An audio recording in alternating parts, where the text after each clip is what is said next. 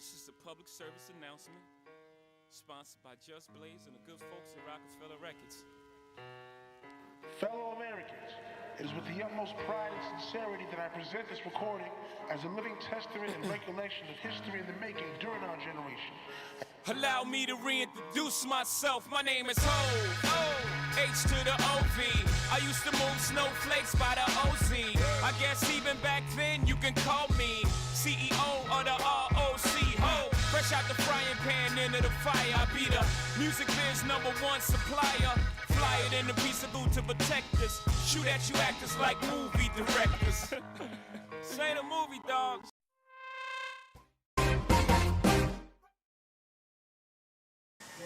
Hello, my name is Jachike Nwafo. I'm here with Carter Kellett, and we are in the brand new press box here at Carmel Stadium as we get ready to open up the 2026-2027 CHTV season as the Carmels take on the Fishers Tigers here in Carmel Stadium. The crowd's rocking.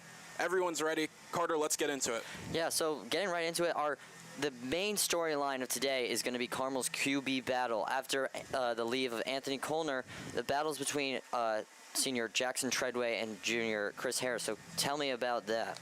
Yeah, they have a bit different paths coming to the position that they are now in here. And Treadway, he was at Carmel for his entire high school career, kind of climbed up through the ranks in JV, played there for a couple of years. On the other side, Chris Harris, he came from Park Tudor, transferred in this year as a now junior here, and he battled for the QB spot, but ultimately Treadway was given the job, and it'll be interesting to see him here in his first varsity start here against Fishers. Yeah, one thing to look for in this game is Chris Harris has been playing a couple reps as a wide receiver, so it could be interesting to see him on the field as a wide receiver with Treadway starting. Yeah. And still speaking of Treadway, Carmel has a very heavy run offense that can really aid him in this game. Obviously having two capable running backs this game in Mike Lewis and Aiden Johnson. Johnson having nearly 440 yards last year for the Greyhounds. Yeah, I think he could step into a bigger role this season for the Greyhounds, especially under Coach Wright's offense. And, I mean, we are very run-heavy offense. With our first scrimmage against Zionsville, we ran the ball every single play on the opening drive. So I think it'll be interesting to see, I guess, against this Fishers defense. And, yeah, I'm excited to watch. Yeah, we're definitely excited for that, and we're also excited to see Mike Lewis, who played in the Zionsville game, had a lot of great flashes in that game, looked very fast, and looked very up to pace for Carmel in that one. Obviously playing QB at Pike in the prior season, so that'll definitely be interesting to see. Yeah, another strength for Carmel is our dominant defense. We talked about Anthony Colner, our quarterback last season, and now Drake Colner is one of the defensive stars, having 4 interceptions and 72 total tackles last season. Yeah, it'll definitely be interesting to see Colner take a bit more of a lead role in that secondary. Obviously, with guys like Cash Daniels, a basketball star, coming in and playing quarterback. Porter Farrow also in the mix there, along with Bardwell and Gavin Rendell. Yeah, as we wrap up here, so the Carmels and Fishers have quite a storyline with, I mean, Carmel has beat Fishers 7-1 in history, and last season Carmel beat Fishers 49-24. I mean, I think Fishers is going to be looking for revenge this game. Yeah, and that is all the time that we're going to have in this pregame show. I've been Jachike Nwafo, joined by Carter Kellett. We'll send it over to Brendan Melby and Xavier Knott.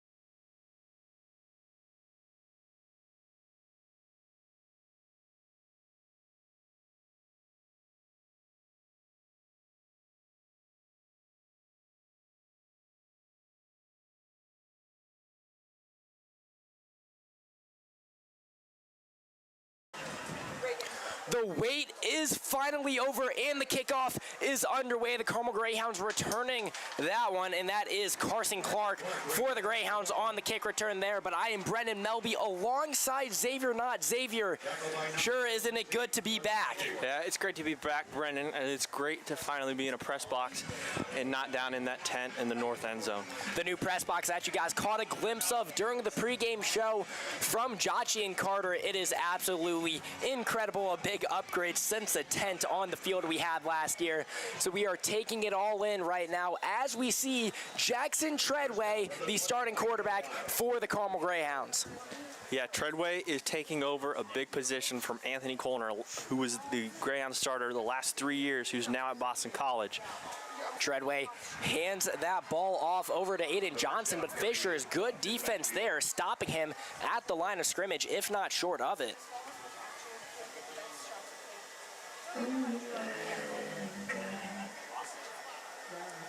Johnson on Treadway's left hip, hands it off to him once again. Johnson pounding it up the middle, gets a solid gain there. Should be 3 or 4 yards short of the first down. Xavier, we saw it a lot in the scrimmage, and we've talked about it all offseason. Coach Kevin Wright loves to keep the ball on the ground, especially with the incredible backfield that they have. Do you agree with these decisions to run the ball time and time again, or do you think there should be a little bit more passing involved? Well, we saw in the first 2 drives of the scrimmage, they kept it on the ground the whole time as they swing it out. Carmel gets the first down. There we go. Yeah, big time first down, and the first throw from Jackson Treadway's senior year is a completion over to Aleem Broadnox. Carmel moving their offense quickly. We saw this a lot last year. Treadway takes a snap, hands it off to Johnson. Johnson trying to find a hole up the middle. Good run right there. 8-yard run should bring up 2nd and 2. Yeah, but at the beginning of that scrimmage, Carmel ran the ball almost entirely the first 2 drives and did so quickly. As you can see at the beginning of this game, they are not wasting their time getting up to the line and running it, as it looks like they're just short of the first down. Again, another quick snap, though. They especially love to do this in the first drive of the game. We saw it a bunch last season, and doing it once again with Treadway. And there, Michael Lewis Jr. fumbles over to Carpenter. Carpenter is going to run it into the end zone. So Xavier, not what I expected, but a lot to break down on the first drive. Unbelievable way to start a season. Talk about being in exactly the right place at exactly the right time. That was Lewis's first carry of the game, and he fumbles around the 40-ish yard line, and Carpenter is just right there, and it bounces right to his hands as he runs down the sideline and opens up Carmel football's first touchdown of the fall season here. So to fill you guys in, because that was Michael Lewis Jr.'s first snap as a Carmel Greyhound. Lewis Jr. was an extremely mobile quarterback from Pike, then transferred over to Carmel High School, moved to the running back position, and where he is absolutely torn it up in the offseason, done great during the scrimmages, and as we see him right there, find a hole, fumbled, but thankfully Aiden Carpenter was there to clean it up. So a little look at the offense. It was a quick drive, 7 points, chaotic drive, but they got it done. Yeah, this Carmel backfield should be pretty stellar this off season. This past season, they had a really solid high school running back in Drew Pemberton holding it down back there. But Aiden Johnson returns, who got a decent amount of carries last year, and Maddox Knudsen and Michael Lewis also fill in at positions. So yeah, to talk about the running back positions, you mentioned Pemberton, who is now playing off at Gannon University, and a video that I posted this morning about the backfield and how stacked it is with Aiden Johnson, Josiah Gilmore, Maddox Knudsen returning, and adding Michael Lewis Jr. Well, we got some bad news earlier today. Josiah Gilmore, who had been dealing with a little bit of issues, I was told that he was going to be back for week 1, but he got an MRI a couple days ago, found out that he tore his right hamstring, and he has been playing on a torn hamstring this entire summer, but unfortunately after that MRI, he will be out for most likely the rest of the season with a torn right hamstring. So that is absolutely devastating news for the Greyhounds. Greyhounds, but I spoke with him earlier today, and he is still feeling confident about the Greyhounds, confident about the running backs. He had a lot of great things to say about Michael Lewis Jr., who we saw right there start that wacky touchdown, but nonetheless, with Josiah Gilmore out, the running backs for the Greyhounds is still absolutely stacked. Yeah, and you feel absolutely terrible for Gilmore, working out all this summer and just finding out now that he has got a torn hamstring, especially going in his senior year when he got some carries last year and was looking to have a big role on this team. So kicking off for the Greyhounds is Gavin Rendell, who is also one of the cornerbacks for the Greyhounds, as that one is kicked into the back of the end zone for a touchback, as we see Fisher's offense roll out for the first time. The starting quarterback for the Fisher's Tigers is freshman Roman Wessel. What do you have to say about Wessel starting as a freshman on varsity? Yeah, well, it's very interesting that a school Fisher's size is starting a freshman at quarterback, but you got to think if they're starting a freshman at quarterback, he's probably got some skill in his bag and knows what he's doing to some degree. Wessel has a Division I offer from Miami of Ohio. They posted on his story. So most likely a verbal offer, as that was given to him in his 8th grade season, but definitely college talent from Roman Wessel. Wessel takes a snap, pitches it off to his left. Running up the gut is running back Jared Bonds, who's a sophomore. So we talk about the freshman quarterback. Well, this entire offensive core for Fishers is very young, as we saw the sophomore running back, as well as a wide receiver who is only a freshman in Hayden Skelton, as well as a sophomore wide receiver, Max Hopkins. Yeah, and we were talking about what Carmel lost from last year. Fishers also loses a decent amount. They lost their leading rusher and their leading receiver in Vincent Rozzi. Running up the middle once again is Bonds. Greyhounds did a little bit of a better job stopping him short, so this will bring up 3rd and 5 for the Fishers Tigers. As we see the much extended student section after the renovations holding up their hands, cheering loud for the 3rd and 5. See what the Fishers do in this situation. Wessel back there to take the snap. Carmel's offense pretty up close to the line. Handing it off once again to Bonds, and Bonds is stopped short. Great start to the season for the Carmel Greyhounds, and here comes a punting team for Fisher. So an early touchdown for the Greyhounds and a 3-and-out for the Fishers Tigers. What a way to start a game. Yeah, heck of a way to start the season on that crazy touchdown, and then they stop Fishers on 3 straight run plays. Fisher's only a yard short of that first down, but electing to punt on their first possession here. Returning this punt for the Greyhounds looks to be Drake Colner. Drake fair catches that one. As the punt returner on the depth chart was initially listed as Michael Lewis Jr., but it looks like they throw out Drake Colner for that one, as he does the smart move of fair catching that one. So Drake Colner, let's talk a little bit about him, as we just saw him on the defensive end. They're a 4-star safety, the younger brother of Anthony Colner, who was obviously starting quarterback for Greyhounds in his first 3 years, or I'm sorry, his last 3 years with the Greyhounds. But first, let's see this first offensive possession of this drive for the Greyhounds. Treadway takes a snap, hands it over to Lewis Jr. Lewis Jr. stopped at the line of scrimmage. Let's talk a little bit about Drake Colner. What have you seen from him at his time at Carmel? Yeah, Drake's obviously a really good high school safety. He's got a plethora of offers from every conference, every school there is out there. And as we just saw, he returned the punt as Treadway sidesteps, still running up the middle. Going up the middle. Way to find the hole by Treadway, as he escaped a couple of sacks and gained a few yards on that as well. So yeah, 29 Division I offers for Drake Colner, so a player that will tremendously help out this Greyhounds defense all season long, as Treadway is looking over to the sideline trying to figure out the play. We have Carpenter and Broadnox on the left side of the line of scrimmage, and Chris Harris on the right side, the backup quarterback. Pitches it over to Lewis Jr. Lewis down the left side, gets the first down, and a flag is thrown as he was taken out of bounds. What'd you see there? Maybe a horse collar? That's what it looked like. Looked like he might have gotten horse collared on the sideline. No, they call it on Carmel.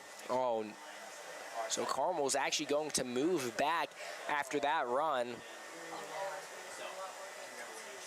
As the flag is still on the ground, they haven't announced what the specific call was. They're trying to figure out the spot of the flag.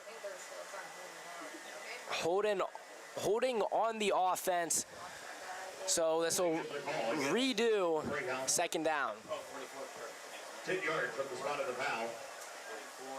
And again, but I do want to mention, Xavier, we saw Chris Harris on the right side, the quarterback, the backup quarterback for the Carmel Greyhounds. We saw them put him at wide receiver a little bit in the scrimmage, and it looks like we are implementing that once again on the second drive of the season. Yeah, he's obviously one heck of an athlete to move him over from quarterback to playing a little wide receiver and a little running back for Carmel. Treadway fumbles the snap, picks it back up, and his knee was down as he was picking up the snap. So that is the last thing you want to see as the Carmel Greyhounds. And sorry, that was 3rd and 9. So the punt team is now being brought out as that was a very sloppy set of downs for the Greyhounds. Yeah, almost a no gain on first down, holding that, or a first down that was brought back because of holding, and then Treadway fumbles the snap, and then goes down. It looks like he accidentally, his knee touches the ground when he goes to pick the ball up. So unfortunate for Carmel. Solid punt. Good punt there as it just kept on rolling down. Will be stopped at the 12-yard line. From punter John Falk. Falk did a great job on that one in his senior year now. As special teams has been pretty good for the Greyhounds, at least at our time at Carmel. Yeah, last year we had an absolutely stellar kicker in Matthew Obermeyer, who's now at Kentucky. He did not miss a ton of kicks, and he had one heck of a leg to really help that Carmel offense out. They got stuck around the 35, 40-yard line, and you could trust Obermeyer to make it from there. Back out for Fishers is Roman Wessel, and again we see on his right hip Jared Bonds. Wessel takes a snap, hands it off to Bonds. That's been their go-to all game long.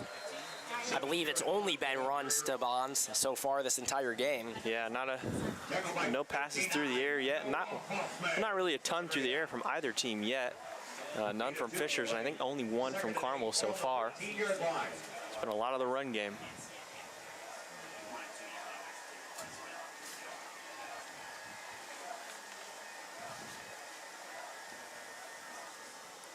Wessel in shotgun to take the snap. Quickly throws it over to his right. Will the Greyhounds be able to tackle? Yes, it's Chase Smitley there, initially slowing him down, and Emmanuel Griffin coming from the back to finish the tackle. Making that catch was the freshman Hayden Skelton with a solid game there and a first down as well. The Tigers' first down of the game. Ball on the 23-yard line.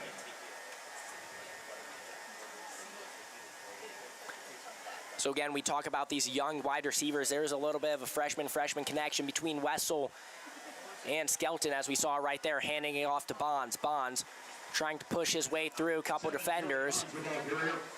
Got a decent gain after having his first contact around the line of scrimmage.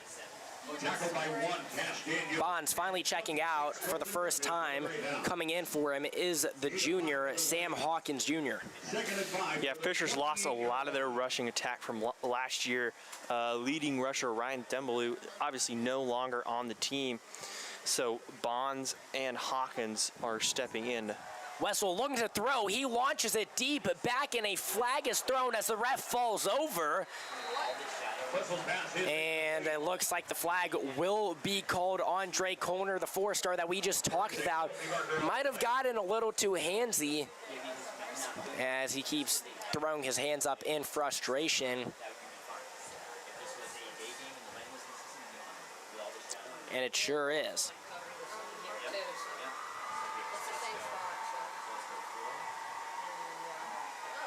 So an automatic first down for the Fishers, as they will get some yards out of this as well. Well, I kept looking at the video board, seeing if they're going to replay that, but the ball from Wessel looked like it was 10 yards right of where the receiver was even running, but this is still a penalty. Again, you talk about the video board. That's another renovation that this stadium has had throughout the season, and it is absolutely incredible. Digital scoreboard and a big screen, getting to see the action on that screen as well. The handoff stopped short, got a couple yards out of it. Good penetration from the D line there, met him almost right after he got the ball. Only gained a yard and a half on that play. Second and 7 for the 41-yard. So we've got 2nd and 7 for Fishers on their own 41-yard line. Just under 4 minutes and 20 seconds to play in the first quarter of each team's opening game. Greyhounds lead 7-0 after an early chaotic touchdown fumbled by Lewis, picked up by Carpenter, taken to the end zone. Wessel takes a snap, rolling out to his right, trying to find a man downfield. Yes, he does, wide open, but falling down is the wide receiver, Darian Girton, who is actually one of their more reliable wide receivers. Yeah, well, Girton is one of the few returners who had a key role on last year's offense. He had a solid junior year with 30 catches, 440 yards, and 3 touchdowns, but it looked like that on that one around the 25-ish yard line. He just slipped. Again, that ball was a little bit overthrown by Wessel. He did a good job getting some arm power on it while being on the run, but might have been a little bit too much. Girton giving it all to get to that ball, but a missed opportunity for the Tigers as this brings up 3rd and 7. The Greyhounds bringing the pressure as a whistle is blown. The Fishers want to talk things over, make sure they convert this 3rd down.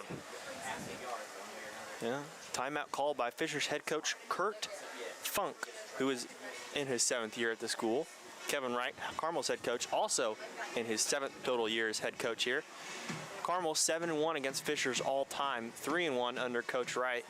And Carmel last year beat Fishers 49-24 at Fishers. Kevin Wright, such an incredible coach for the Greyhounds, as this is his 2nd stint with them. We saw him coach 5 years earlier, decade ago, but he is back. Last year was his 1st year back, and just to give you some numbers on how phenomenal he has been for the Greyhounds all time with the Greyhounds, he is 63-12. That is an incredible record. Yeah, that's a pretty solid record. He's won 4 state titles overall, been to 6, won 3 in a row with Warren Central, 1 with Carmel. He's 238-67 overall, which for how long he's coached is a very phenomenal record. Kurt Funk, also very well loved for the Fishers, 38-29 in his 7 years with the Fishers Tigers. So 3rd and 7, Roman Wessel back out there. We see the wide receiver on the far right end, Jaden Bogan, a sophomore. He's being thrown out there for the first time tonight. Wessel takes a snap, play action, some pressure from Smitley, the throw underthrown. A chance for an interception, as I believe it was Sean Garvey who was there.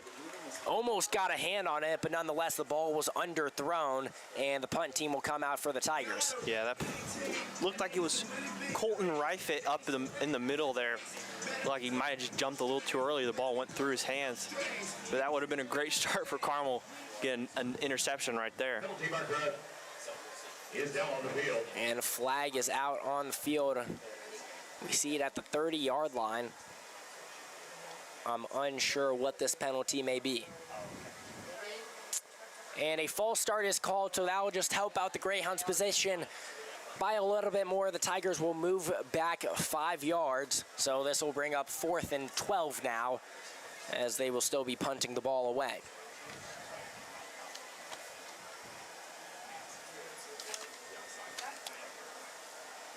Full start. Punting it for the Tigers will be number 20, Graham Stout. Stout, again, will be punting over to Drake Colner.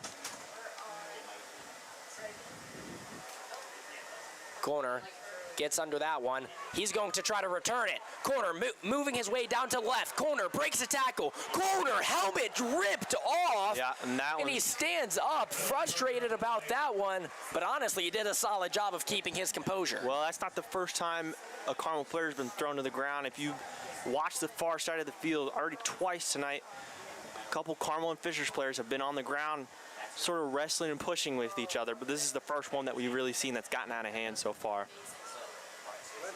Fishers really looked like they were coming after Drake on that one. Maybe it was an accident, maybe not, but Drake Kollner is a player who has some controversy. The team's coming after him, as we've seen on some just social media beef that we have seen going on this week between Fishers Barstool. Supposed about Drake, calling him overrated, but Drake is out here tonight trying to prove them wrong.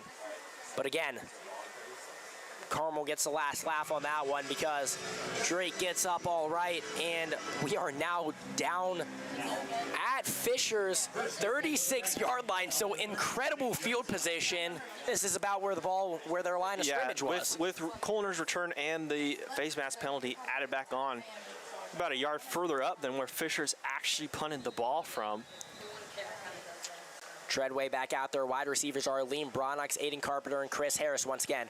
Treadway throws it up to Carpenter. Carpenter breaks the tackle. Carpenter trying to take it into the end zone, but an incredible tackle by the Tigers. Parker Congdon, although that was a great play by the Greyhounds, he did a great job getting up to that one and making the tackle. Another bad snap. Treadway dives on it. The Greyhounds struggling on their connection between Nolan Brown, between Sam Pugh and Jackson Treadway trying to get the snaps to go.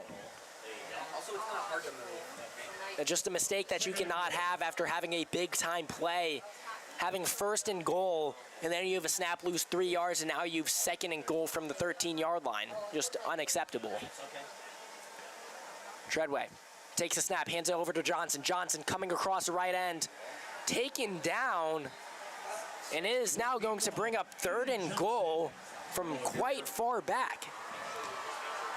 Yeah, a botched snap that loses you 3 yards, and then a little sweep that really doesn't gain anything.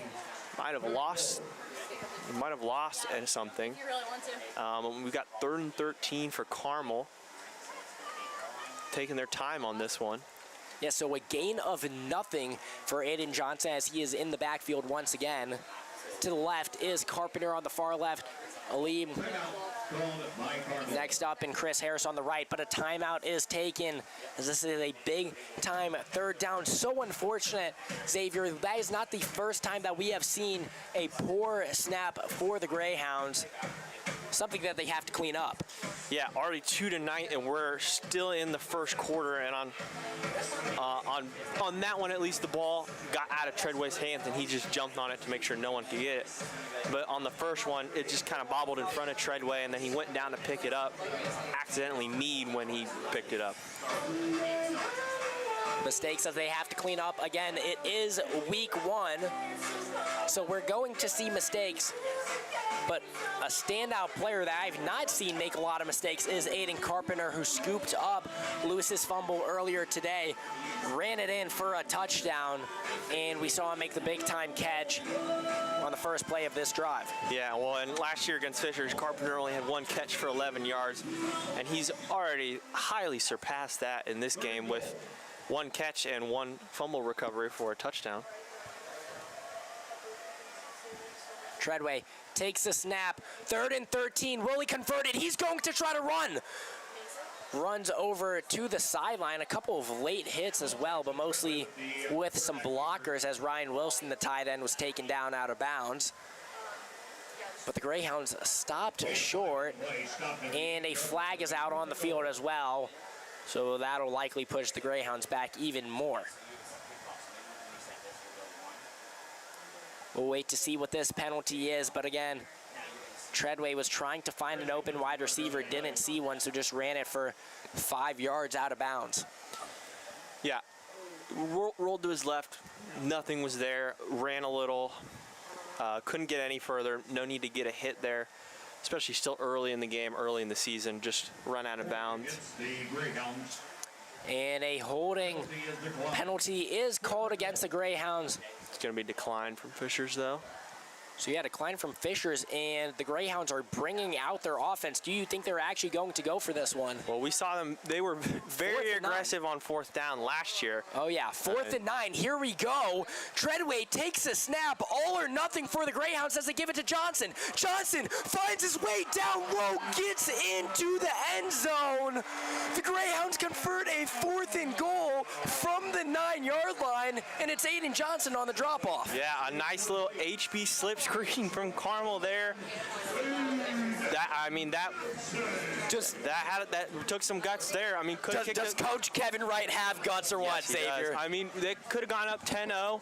Fishers hasn't really done much on offense, but nope. We're going for a touchdown. We're going up 14-0. Sometimes it's worked for Kevin Wright. Sometimes it has not. That time a massive success, but oh my gosh, the PAT is blocked. Oh, well. So with that, the Greyhounds lead 13-0 with 2 minutes and 10 seconds remaining in the first quarter. Should have knocked on wood. I said 14-0. That is unfortunate, but still, that will not take away from the touchdown that they just got. So Aiden Carpenter with the first one, Aiden Johnson with the second one. After 3 bad plays, I am stunned that they decided to go for that. Nothing looked like it was going right for Carmel after Carpenter got him on about the 10-yard line. They lost the snap, no gain, only got 4 yards, then had a penalty, which Fishers could have accepted and moved Carmel further back for about 3rd and 18-ish. But Fishers chose to decline and made them go for it on 4th down. Comes back to bite them. The Greyhounds play football like they're playing in the backyard with their friends, or they're playing a turkey bowl on Thanksgiving Day. They keep it moving quick, don't waste a lot of time, and they go for some risky plays, as we saw 4th and 9. Such a fun team to watch, and such a very talented team as well. 13-0, the Greyhounds lead, as it's Gavin Rundell, the kickoff. Kicked it into the back of the end zone the first time. This time, only kicked it to the 10. They're trying to return it. Breaks a couple of tackles. He finds a hole. The Greyhounds are going to need to knock him down, and it's Gavin Rendell making the tackle. Thank goodness he's not just a kicker. Yeah, good thing the our kicker's also corner, knows how to tackle. Yeah, because for the Tigers, Jaden Bogan had a chance to return that one. Yeah, well, and even though it's on a kick return, that's Fisher's biggest offensive gain of the day so far. They're at the just shy of the 45-yard line where they're going to start their drive. So yeah, the best field position, this might be the furthest up the field the Fishers have gotten all game, as it was off of a kick return, so we'll see what their offense can make out of it, as it's Wessel out there. Pitches off to Bogan. Bogan working down the left side. Greyhounds stuff him as he's trying to be pushed forward a few more yards. Honestly, got a gain of 4 out of that one. Yeah, well, even though Bogan got a gain of 4 on that play, the multiple Greyhounds were in the backfield and made a couple defenders miss on him. But it's good to see that Carmel's getting into the backfield and he's not just waltzing up the field for 5 yards. 2nd and 6 from the 49-yard line. Tigers looking over to their sideline, trying to get their play set, as it is Hawkins Jr. in the backfield for him. They hand it off to him, and he is stuffed, absolutely swallowed by Drew Jones. Well, and there's Carmel's returning leader for tackles for loss and sacks, Drew Jones, who's going to Grand Valley State. He came off that edge and with power and slammed him to the ground. And as I just said on the last possession, Carmel was getting into the backfield, just not stopping them at the line of scrimmage as they do at that time. Big time stop by Drew Jones as this brings up 3rd and 6. Wessel takes a snap. He's looking to throw, rolling out to his right side. They're absolutely smashed The Greyhounds defense, absolutely phenomenal as it was defensive end Noah Hoffman laying the boom on that one. Well, there were multiple Fishers offensive linemen trying to block on that play, but Hoffman just gets on that edge and just lights up Wessel. Well, that was a fun couple of defensive plays for the Greyhounds. Also could have been intentional grounding, I'm not sure, or he was out of the pocket. I'm not even sure where that ball ended up, but Wessel actually tried to get rid of it as he was being smashed. But for the third time tonight, we see the Fishers punt crew come out as the Tigers are still yet to cross the 50-yard line tonight, and there's only 42 seconds remaining in the first quarter. The Greyhounds lead 13-0.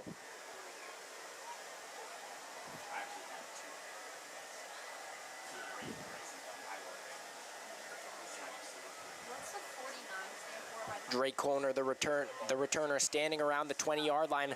If you remember last time, when he tried to return that one, he fair caught the first one, tried to return the second one, honestly got a good gain out of it, and then his helmet was ripped off. So a massive gain for the Greyhounds on that punt, but I wonder if Colner is fearing of getting his helmet ripped off again. There's some delay on this punt here. Looks like they're pushing Carmel's sideline back a couple feet. Carmel a little bit too excited, as there's been a lot to be excited about. That sideline just kept on creeping up, pushed a few of the players back, as it is also a gigantic sideline with over 100 players on this football team. The punt is up. Colner is going to try to return it once again. Going up the middle this time, he is stuffed short. And the Greyhounds will start their possession around the 25-yard line.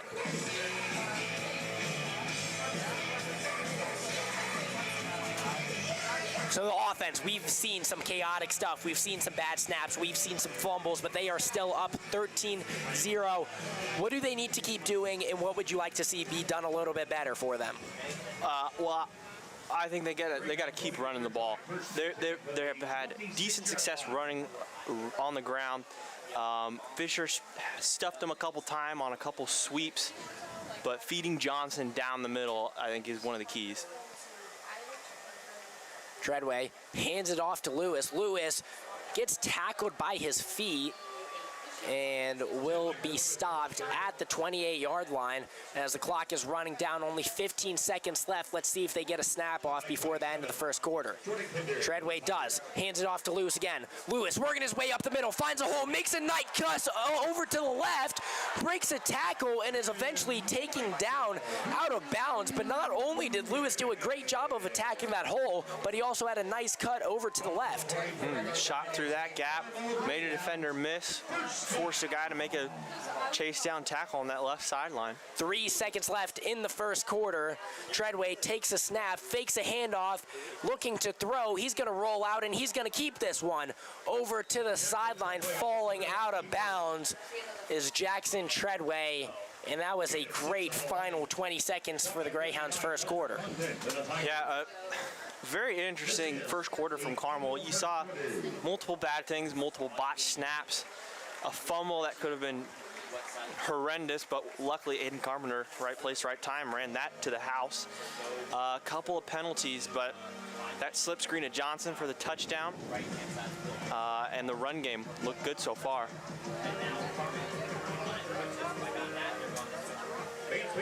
So yeah, again, I want to just talk about how impressed I've been by Aiden Carpenter, as he is only a sophomore out there. Scooped up the fumble, took it in for a touchdown, and also had a big-time catch, setting up that second touchdown. How high is this kid's ceiling, and what do you expect from him this season? It's super high. He's a leading receiving returner from last year. Carmel lost their top three, Jachike, Sell, and Belle.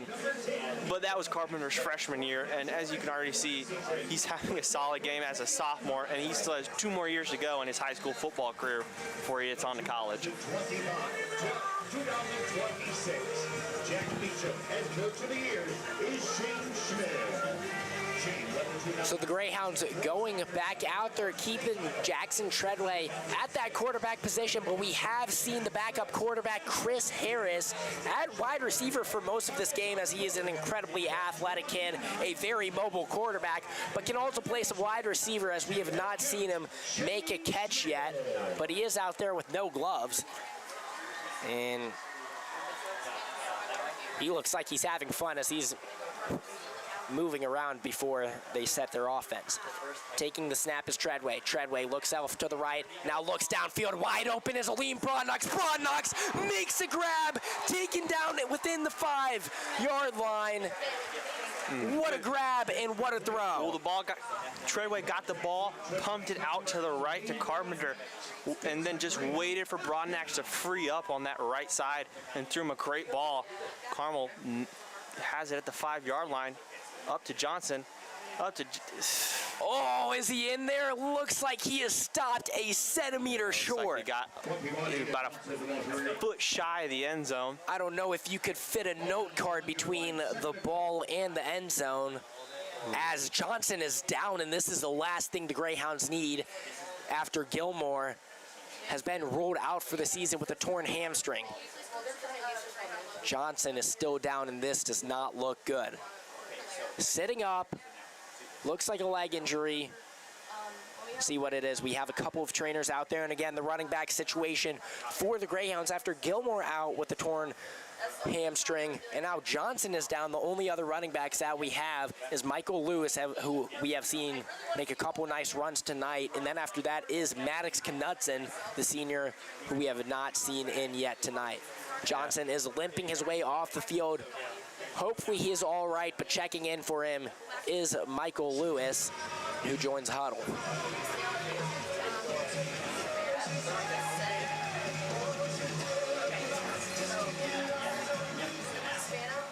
Up close to the center, Treadway takes a snap. He's trying to sneak his way in. Does he get it? Yes, he does. The third touchdown for the Carmel Greyhounds goes to Jackson Treadway on the quarterback sneak, as the O-line is very happy about that one, pushing all the way in. That was Rob Cross going over to some fans flexing. The left guard who outpushed that one. We saw this so many times from Carmel last year, where in the first half they would just pour it onto their opponents and not let up, and then game would be already over at halftime. I mean, we didn't announce a single one-score game last year. The Greyhounds have had very, very many blowouts since last year, and looks like we might have another one tonight. And it is still early, 11:27 to go in the first half, but the Greyhounds now lead 20-0. And it's the Tigers offense who's been struggling tremendously. Yeah, as you said earlier, they've yet to cross the 50-yard line. Their biggest play so far came off of the kick return. It looks like Fisher's had a big offensive play to Girton down the right sideline, but then he slipped around the 20-yard line, and the run game really hasn't gotten going very much for Fishers. And with the limited pass game that they might have and starting a freshman in Wessel, they really don't have a ton of options.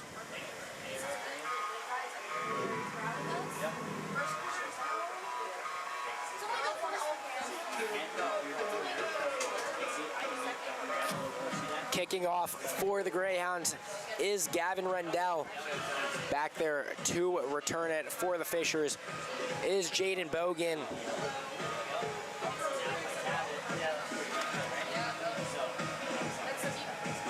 Jaden Bogan and Drew Spicer.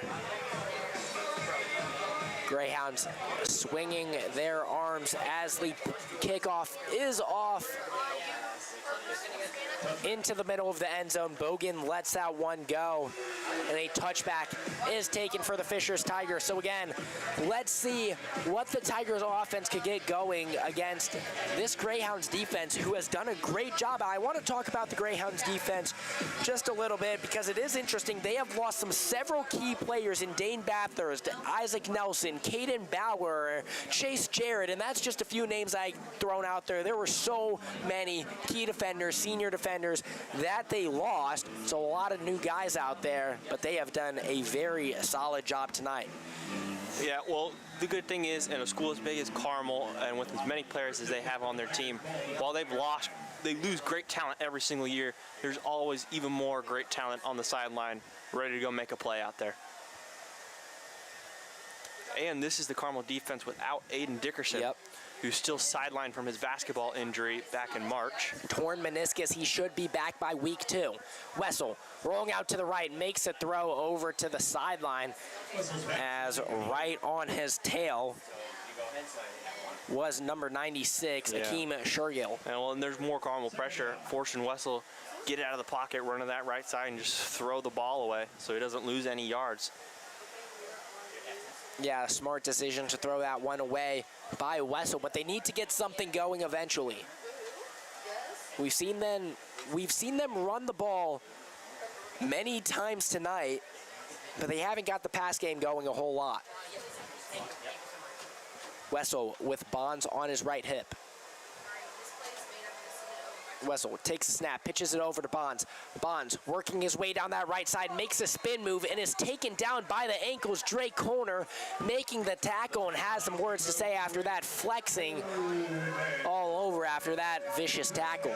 Yeah, and Drake Koner, after getting his helmet ripped off earlier on this close sideline, he's gonna want to flex on him when he makes a big tackle like that, especially when he's coming from that back row into the backfield.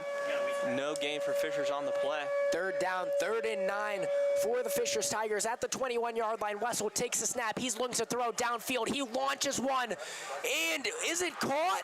Yes, it is. An unbelievable grab by Hayden Skelton, the freshman, caught over Porter Fowler, who is not the tallest defender. So Skelton used his height advantage to catch that one over Fowler, but a penalty is called and they will be brought back. So the Fishers' best play of the entire game does not count and is taken all the way back. Well, and that was obviously Fisher's best play of the night. A great throw from Wessel right into Skelton's breadbasket. Looked like Fowler might have gotten his hands in there and ripped the ball away for an interception, but came down with it at about the 41, 42-ish yard line, but it's going to be brought back. Fishers is now in 3rd and about 14. Yep, 3rd and 14. After they just had their biggest play wiped away. So again, that matchup is Skelton and Fowler. Fowler only 5'9", Skelton 6'1". 3rd and 14, Wessel talking to his receivers as he prepares to take the snap. It's likely going to need to take a deep ball. Wessel drops back, dumps it off, and stopped at the line of scrimmage. A nice tackle by Sean Garvey, stopping the tight end, Mason Cantwell. Yeah, well, and that's one of the Cantwell's not even the biggest receiver that Fishers has on their team. While Cantwell is 6'3", 235, Fishers has wide receiver Max Hopkins, who's 6'7", 235. So I actually wanted to talk about Hopkins because he is one of their star players that we have not seen much of tonight. He holds 5 Division I offers, including IU and Purdue and some other universities. But I talked about the Skelton and Porter Fowler matchup, 6'1" versus 5'9", as Koner fair catches that punt. But you talk about Hopkins, 6'7", he's going against the quarterback Cash Daniels at 5'10". That is a 9-inch difference. Yeah, well, there's certainly a height difference, but we've seen Cash play on the basketball court. He's quick, has a high IQ in basketball. Got to assume he's got a high football IQ. The only issue is if that ball is tossed up, probably still going to give the advantage to Hopkins. Cash Daniels, a great basketball player for the Carmel Greyhounds, but his first year playing football since elementary school pups. So interesting to see what he will do out there this season, but he has looked pretty solid so far as it's Lewis with the handoff. Lewis, big time a gain right there, a gain of 15, taken over to the 32-yard line.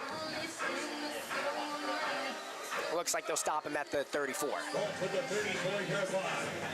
That's a Carmel Greyhounds first down. Treadway in shotgun formation, Lewis on his left hip.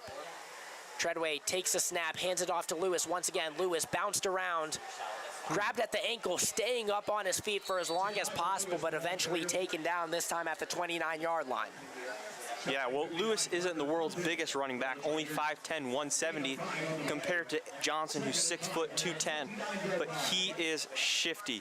If he has open space, you better make the tackle, and you better be prepared to make that tackle, because if you don't, he's gone. Lewis had a towel in his hand, didn't know what to do with it, eventually chucks it off behind him. Treadway throws up the middle to Chris Harris. Chris Harris got hit hard after dropping that one. And a reminder, fellas, that is the Greyhounds quarterback too, but it looks like he gets up just a little shaken up after a big hit. But there we get a little bit of an idea at Harris at wide receiver. Yeah, well, that shows how good these athletes are. Cash, Lewis, Harris, coming over from basketball / a different position, still being good. Well, 3rd and 5, we run it up the middle, stopped a little bit short. If we went for the 4th and 9, I think we'd go for the 4th and 1. The offense staying out there. Lewis comes out of the game, and checking in for the first time is the senior Maddox Knudsen. Yeah, one would assume if there's any question we're going for it on 4th and 9, there's absolutely no question that we're going for it on 4th and 1. Carpenter on the left, Carson Clark and Aleem Bronox on the right, and Maddox Knudsen on Treadway's left hip. A timeout is called by Fishers. It's a big time 4th and 1 coming up. Let's see if the Greyhounds still want to go for it, which I presume they will. Yeah, like I just said, if they had any question or any, I don't know, do we go for it on 4th and 9? They're not going to kick this ball, and it's hard to imagine that they're not going to run it. Fire and flow yoga.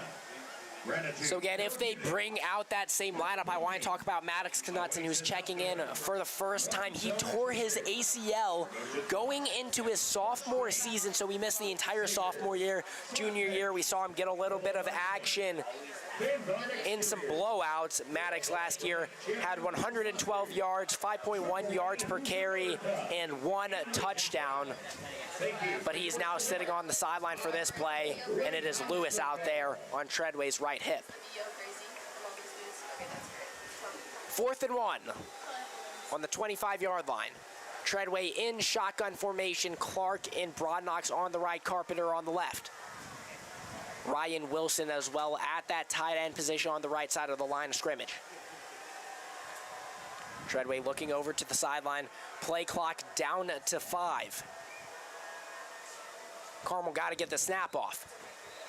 And another timeout is called, this time by the Carmel Greyhounds, as they just could not get their offense situated. Yeah, well, and that might have been Carmel going out there and saying, we're going to go out there and try and get them to jump on this 4th and 1, and then we're going to take the play clock down and then call a timeout and send in our actual play. I will say Aiden Johnson jogged his way over to the huddle, so that's good to see him out there. Although he's still not played a snap since he took the hard hit and was down on the field for a couple of minutes, he is jogging around and jogged up to that scrimmage as well.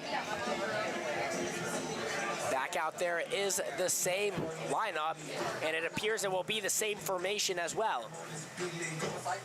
Treadway, Lewis, Carpenter on the left, Wilson at tight end on the right, and Clark on the inside, and Bronox on wideout.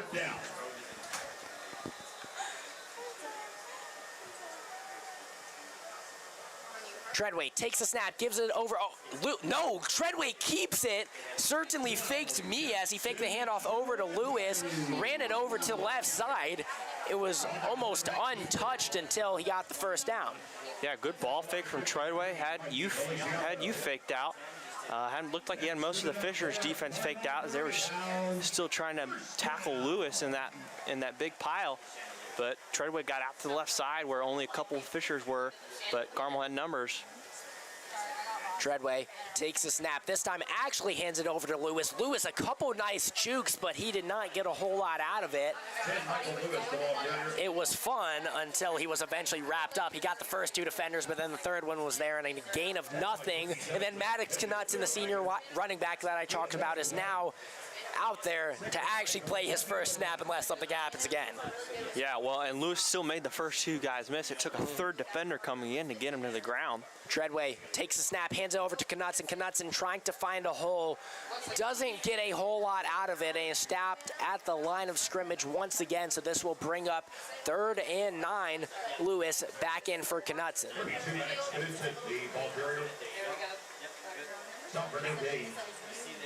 Brings up 3rd down.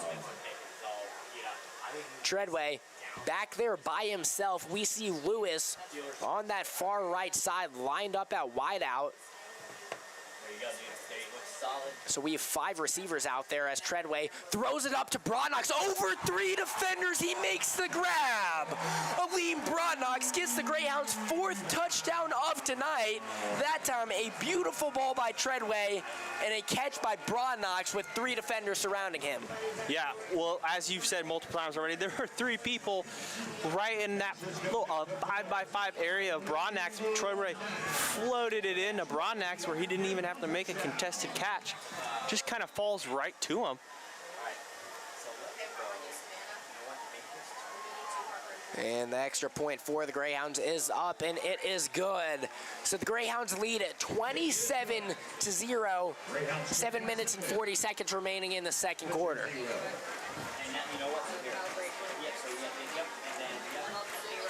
And again, that camera is just so sick that we see on the digital scoreboard. Well, you would have thought after all the renovations they've done, maybe they would have raised the net behind the field goal posts a little higher, so that way any kicks that go through wouldn't hit the brand new scoreboard, but that's just my thoughts. Yeah, the digital scoreboard that reads 27-0 for the Greyhounds. And these renovations have been very beneficial to the student section, to the overall enjoyment and graphics of the scoreboard, and to obviously all the media crew in CHTV, WHAE, the coaches, the visiting coaches, and Hounds HQ, as this new press box is absolutely incredible. The view that we have from this press box is astounding. I mean, the new 2 new scoreboards, the new concrete on both of the bleachers, repaved parking lots. This really is a phenomenal stadium with phenomenal facilities. It's just great to look at. A very poor kick there and short to the 16-yard line, scooped up but taken down short. Cash Daniels makes his first tackle of his football career. Well, that one didn't even really look like much of a wrap tackle. It looked like Daniels just kind of popped him and knocked him to the ground. And now this Fisher's offense is going to come back out. That had their biggest play of the day wiped away from a penalty on their previous possession. Still have yet to actually cross the 50-yard line. Russell back out there with Bonds on his left hip. We see a couple wide receivers lined up on the left. As Wessel takes the snap, hands it off to Bonds. Bonds working his way down the right, and he's absolutely stuffed. The first one in there, I believe, is the outside linebacker, Contrell Watson, who was there to meet him at the line of scrimmage. A gain of 2 on the run by Bonds, so 2nd and 8 on the 25-yard line for the Fishers Tigers.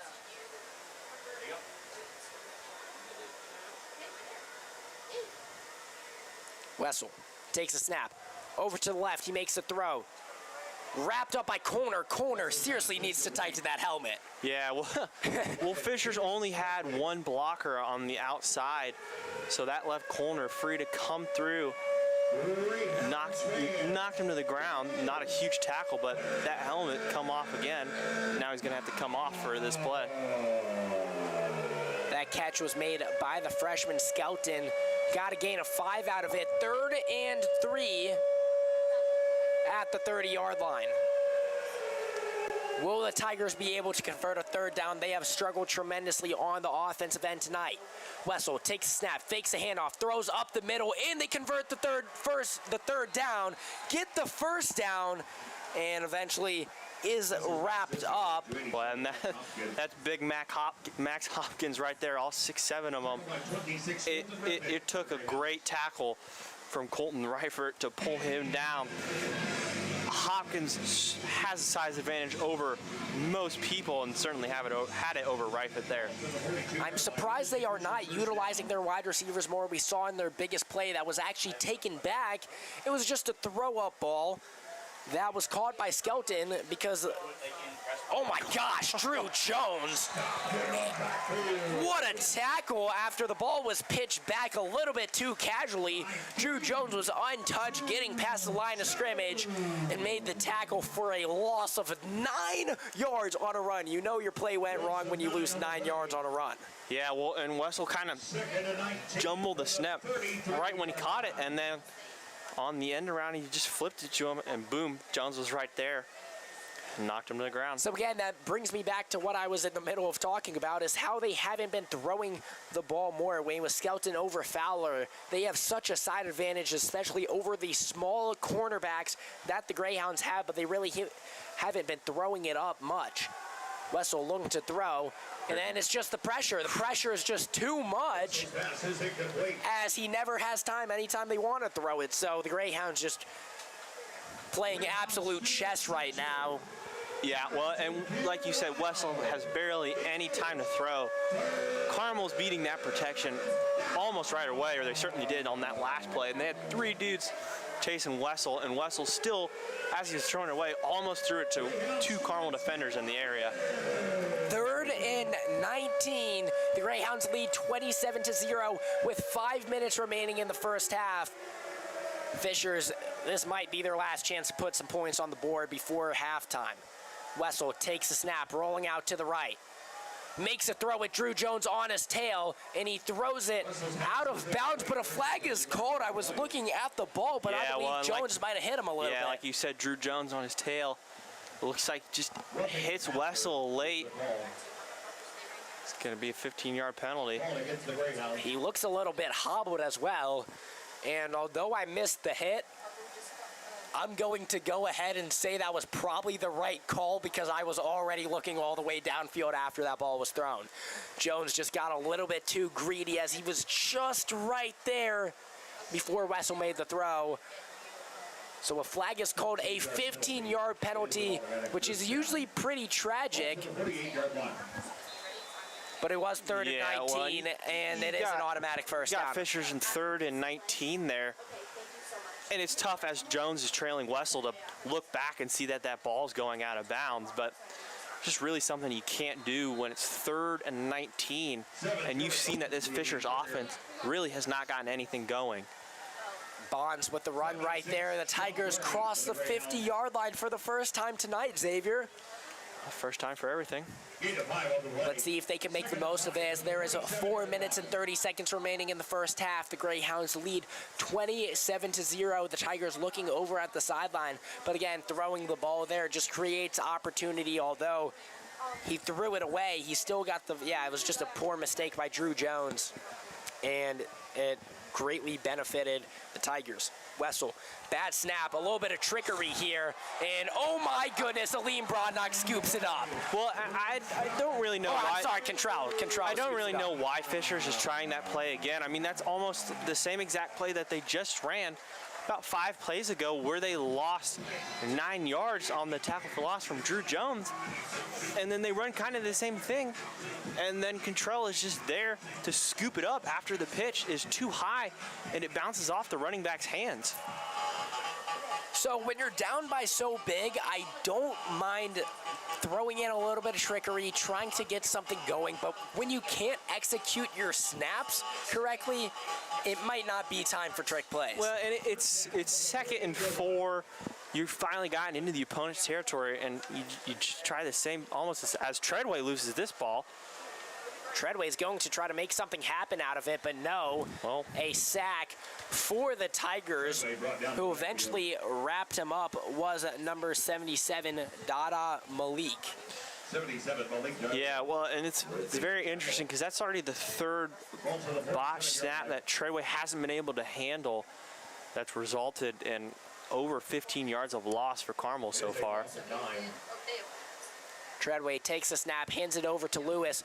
Lewis wrapped up. He is running the wrong direction. Eventually falls forward, but he still might have lost some yards on that. It certainly wasn't pretty. 3rd and 22. So despite the terrible mistake that the Tigers made turning the ball over on that trick play, well, their defense is there to have them have their back, and the Greyhounds have only been going backwards on this set of downs. Well, and as we saw in Fisher's 3rd and 19, anything is still possible. Just because it's over 15 yards doesn't mean someone on the other team is not going to do something stupid and give you a free one. Treadway takes a snap, throws it over to Lewis. Lewis trying to find some room to run over to the left sideline, eventually goes out of bounds. And looks like we are going to see the Greyhounds punt team. For what, is this the first time tonight? First time we're seeing this Greyhound punt team. It felt like last season we didn't see this Greyhound punt team until week 5 in the season, but here we are seeing them in the first game. Punting for the Greyhounds is Braden Stevning. So this is actually the second punt that we saw for the Greyhounds, because they had that great one over to the 12-yard line. So even when we have seen the punting team out, even that has gone well. So let's see how this punt goes by Stevning. Fair caught at the 13-yard line. A pretty solid punt right there, as the Greyhounds defense is out there for likely just one more time in this first half. The Greyhounds lead 27-0 with 2:51 to go in the first half. Yeah, and that was easily the best scenario Fishers could have asked for after a fumble. Treadway loses the ball. Lewis doesn't get a ton of yards on second down, actually loses more yards. And then on the slip screen, only gained about 7 of that back, but had a pretty solid punt. And this Fishers offense, which hasn't done a ton yet, is deep in their own territory at their own 13-yard line.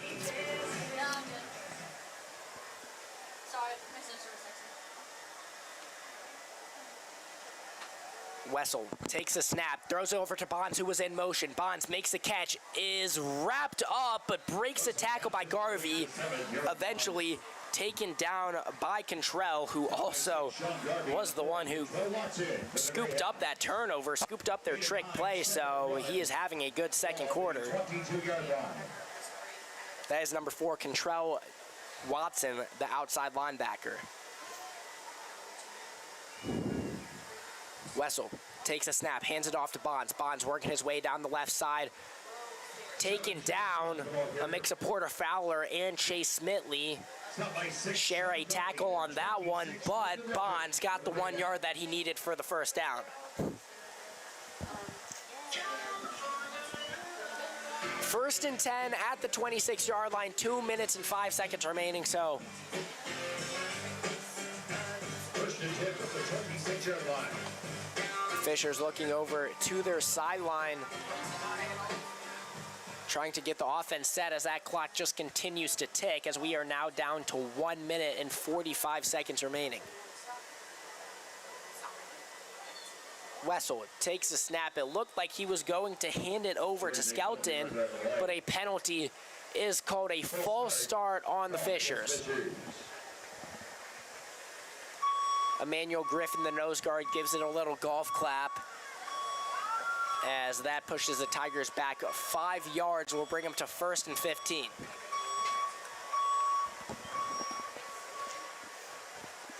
Five-yard penalty. 1 minute and 42 seconds remaining in the second quarter for this ball game. Again, the Greyhounds lead 27-0. So the Fishers are going to want to score sooner rather than later. They had a decent drive working last time until the turnover on the trick play, a fumble taken up by Contrell Watson. Handing it off down the left side, bobbled a little bit and eventually taken down is number 23, Sam Hawkins Jr.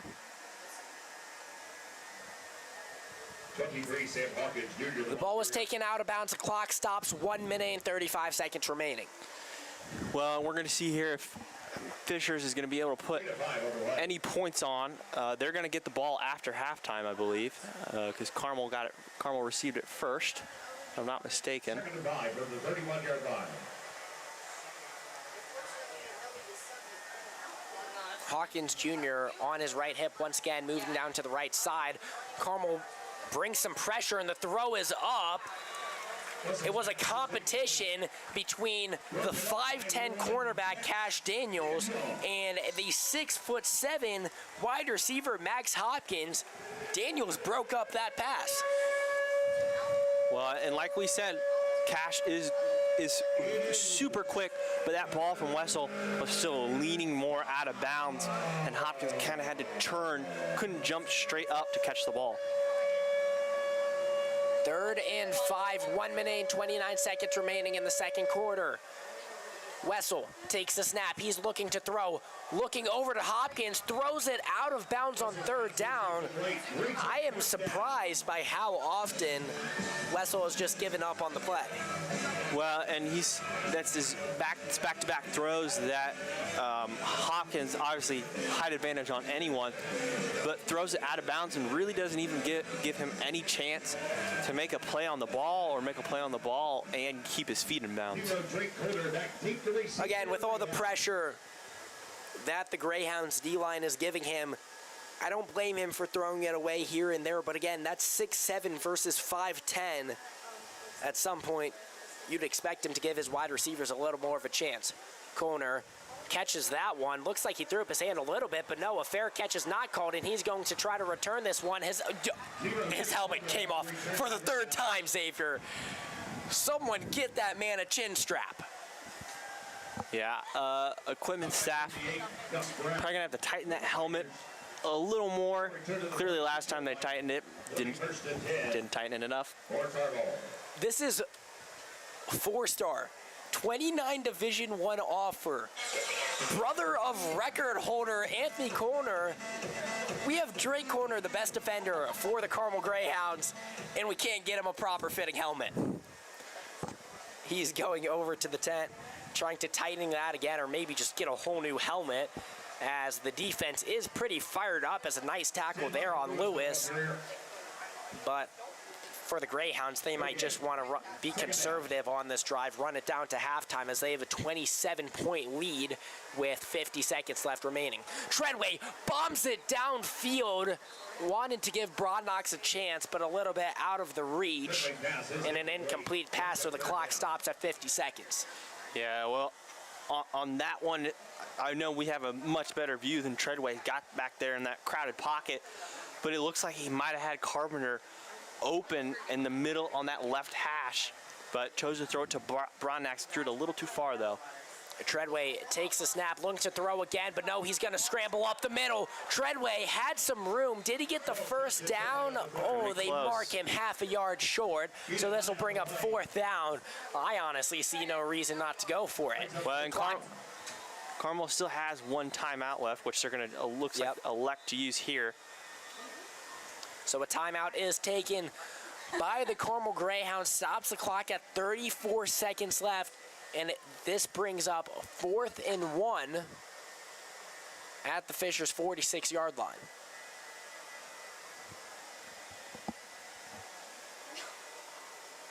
Do you think they're going to go for it? Yes, they will. They have their whole offense out there, and that's all Coach Kevin Wright has been doing. I like the moves. With 34 seconds left, let's see if the Greyhounds are able to get another touchdown.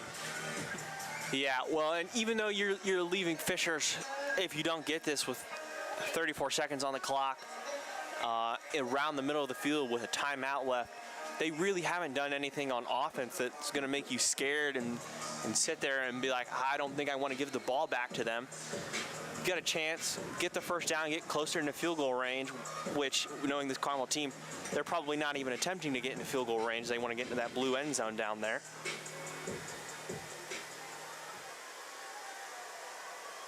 4th and 1. The Greyhounds offense rolling out there as it's Treadway in shotgun and Maddox Knutson on the right hip. They hand it off to Knutson. Knutson running his way down the gut, gets the first down, but the clock continues to run. Yeah. 30 seconds remaining now. We're going to see this quick Carmel offense here, but a powerful run from Knutson. Gains about 3, gives them the first down. 25 seconds now. Treadway looking to throw. There it is, up the middle to Ryan Wilson. The throw was a little lofted too much. Wilson also looked like he stopped his route a little bit. Overall, it was not the prettiest play that I've seen from the Greyhounds tonight. But this brings up 2nd and 10, stops the clock, 19 seconds remaining, and Aiden Johnson is back in the game for the first time since he was down on the ground for a couple of minutes. Yeah, it's good to see he's not too banged up, but for Fishers, who batted that ball down, that's 27, Jordan Kinder. First time we've said his name all night. He's the returning leading tackler from Fishers last year with 33. Made a good play on a ball that was slightly underthrown to knock it down. Treadway gives it off to Clark. Clark working his way down to the left side now. The clock is now down to 10 seconds. Treadway rushing his way to the line. 3rd and 1. Clock down to 1 second. Will we get a snap off? We use our final timeout. The Greyhounds use their final timeout with 1 second remaining. The clock actually reads triple zeros, but I believe they will get a second back up there. Yeah, well, and Treadway was trying to get that ball snapped, but had to call that timeout. We're going to see if there's any time left.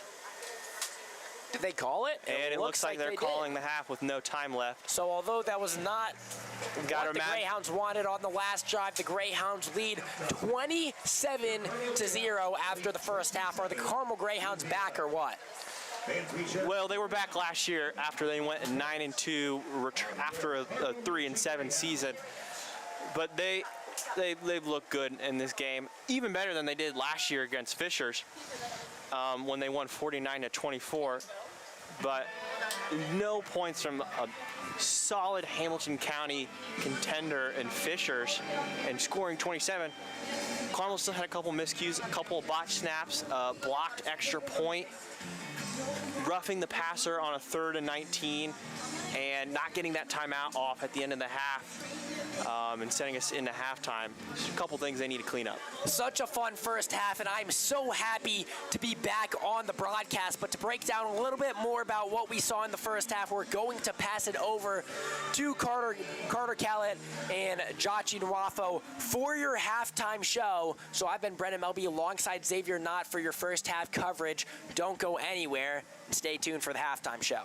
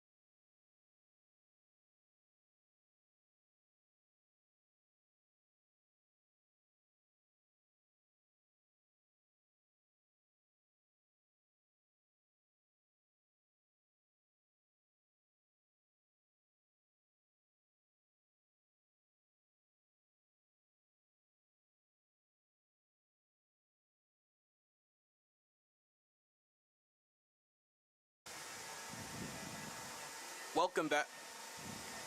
Welcome back to CHTV. My name is Jachike Nwafo. I'm joined here with Carter Kellett in the press box, and this is your halftime show for the game.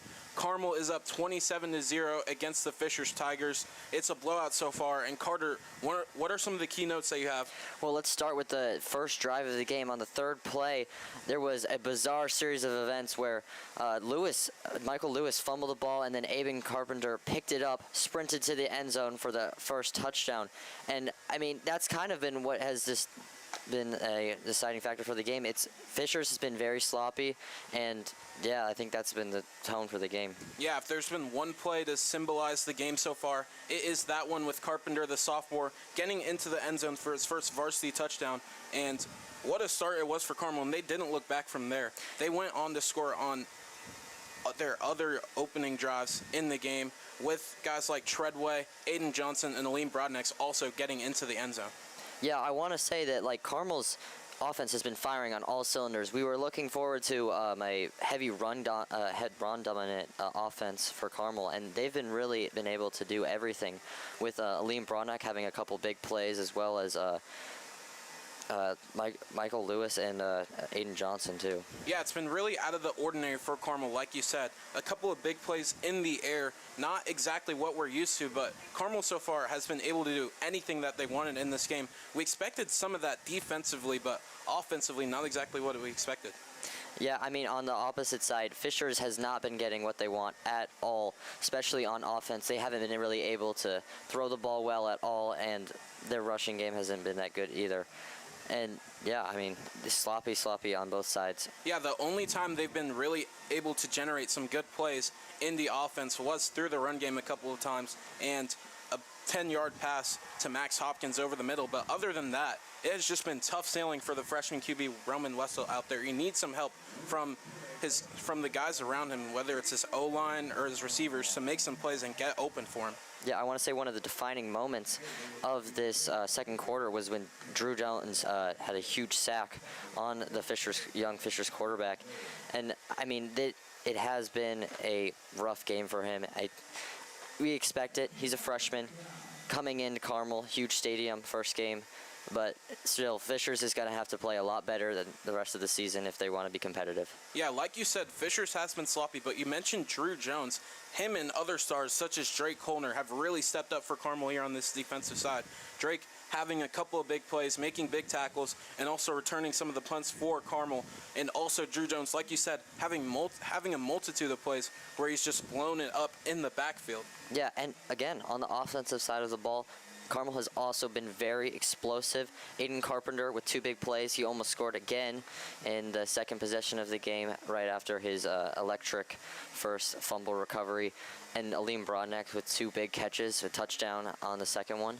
I mean, it's just been fun to watch Carmel, and I've been enjoying the whole game.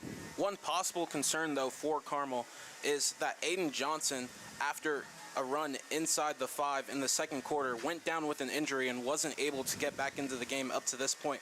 Maybe just precautionary, but Mike Lewis and Maddox Knudsen have taken most of the runs at running back since then. Yeah, and I mean, they've both been doing really well, and I'm just excited to see what happens in the second half and what Coach Wright decides to do. This has been your CHTV halftime show. I'm Carter Kellett. This is Jachike, and thanks for tuning in.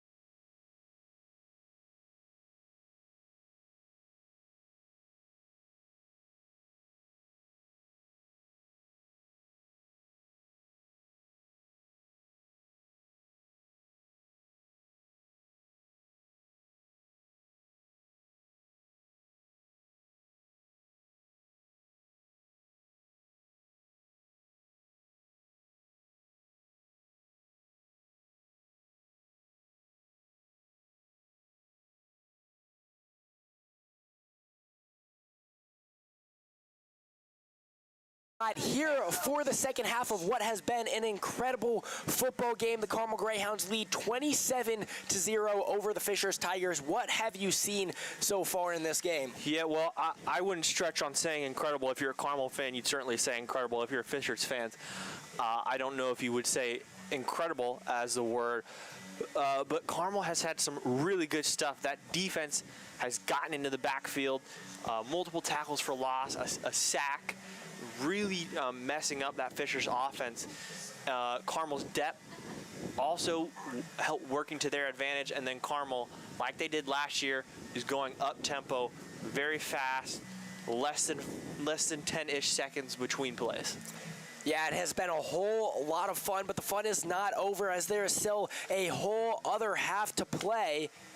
And it looks like we might have a little surprise for the first time this year during halftime. Shall I spoil or shall I just let it happen? We have a little bit of light show and some music going on, something that the whole team participates in that I witnessed firsthand in the scrimmage versus Zionsville. So that should get going sooner rather than later before the second half starts, so look out for that. As the Carmel Greyhounds run out there, and they are now all in the end zone.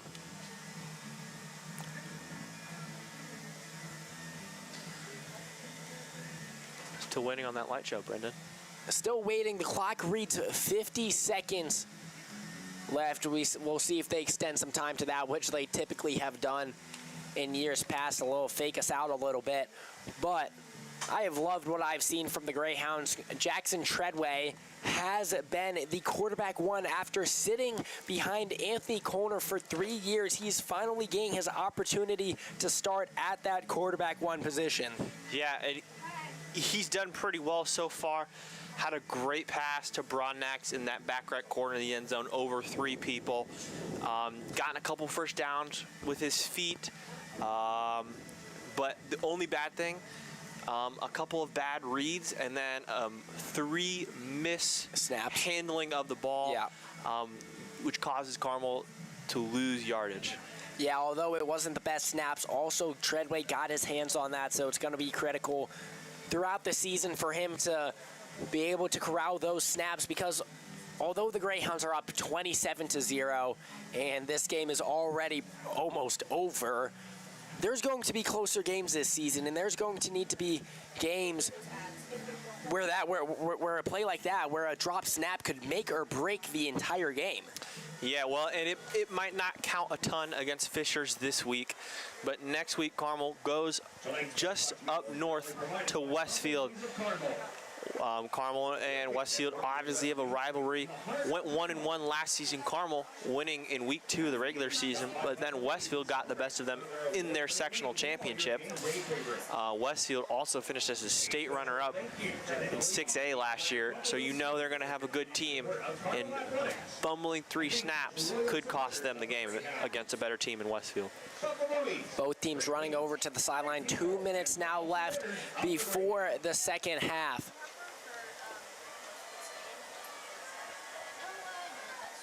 Both sides of the ball have looked incredible for the Greyhounds, holding the Tigers to only 0 points. And we talked about all the senior star defenders that they lost, but also this is without the outside linebacker, Aiden Dickerson, who's been a great player for them as well.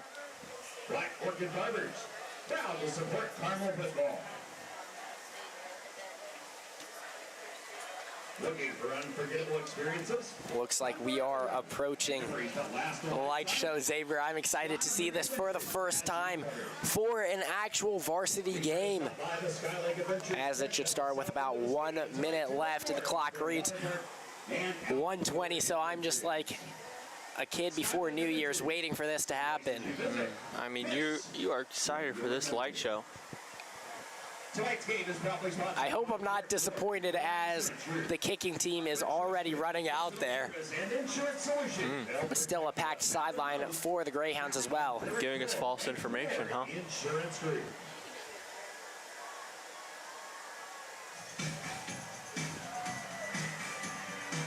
And Xavier, this might not happen.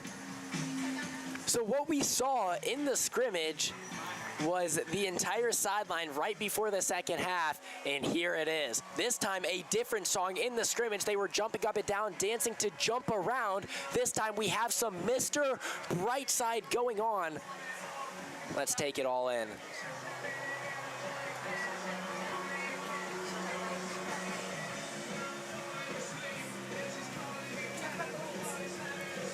Lights flashing on and off as the student section is absolutely loving it, swaying back and forth as the kicking team is bouncing up and around as well.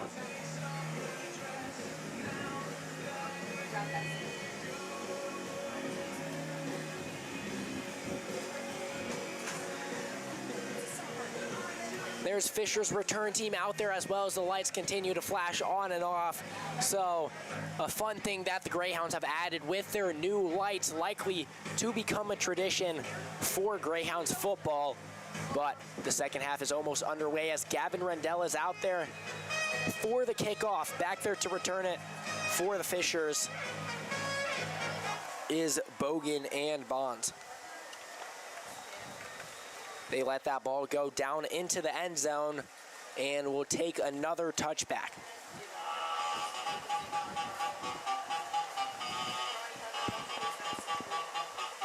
So likely what we'll see from the Fishers once again is their freshman quarterback, Roman Wessel, who has a verbal offer from Miami of Ohio, but I've not been super impressed with him tonight.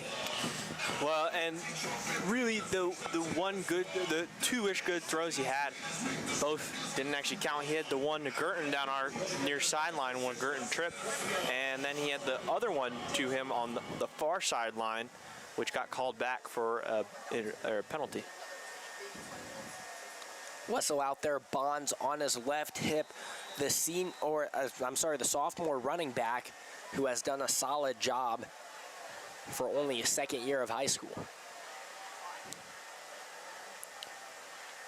Wessel takes the snap, and the first play of the second half is a throw over to the right side. That is number 2 making the catch right there. Well, and I think that's what Fishers is going to have to do more often if they want to get this pass game going, is give Wessel some simple, easy reads and throws, not run everyone 20 yards down the field, which this Fishers offensive line has just shown that they're not going to be able to hold their blocking for that long against this Carmel D line. It was Drew Spicer making the grab right there. We've seen him on the defensive end, but that is his first catch on the offensive end tonight.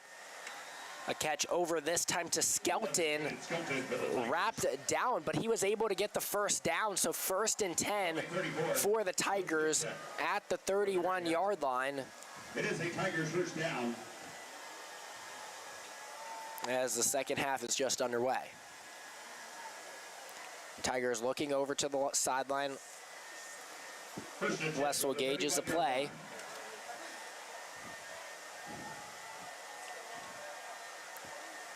As the Greyhounds look to be bringing pressure. Drew Jones coming around that right side. Few D linemen get through. Wessel trying to make a throw, throws it off to the sideline, which we've seen several times tonight. There were so many defensive ends in there. We saw Drew Jones, Emmanuel Griffin, Noah Hoffman. They were all there pressuring Wessel. Yeah, and it looked like Wessel was looking for a deep throw, but just wasn't there or couldn't make the throw, rolling to his right. So he just had to throw it out of bounds. But like you said, Carmel got through that offensive line pretty quickly and forced Wessel to scramble out.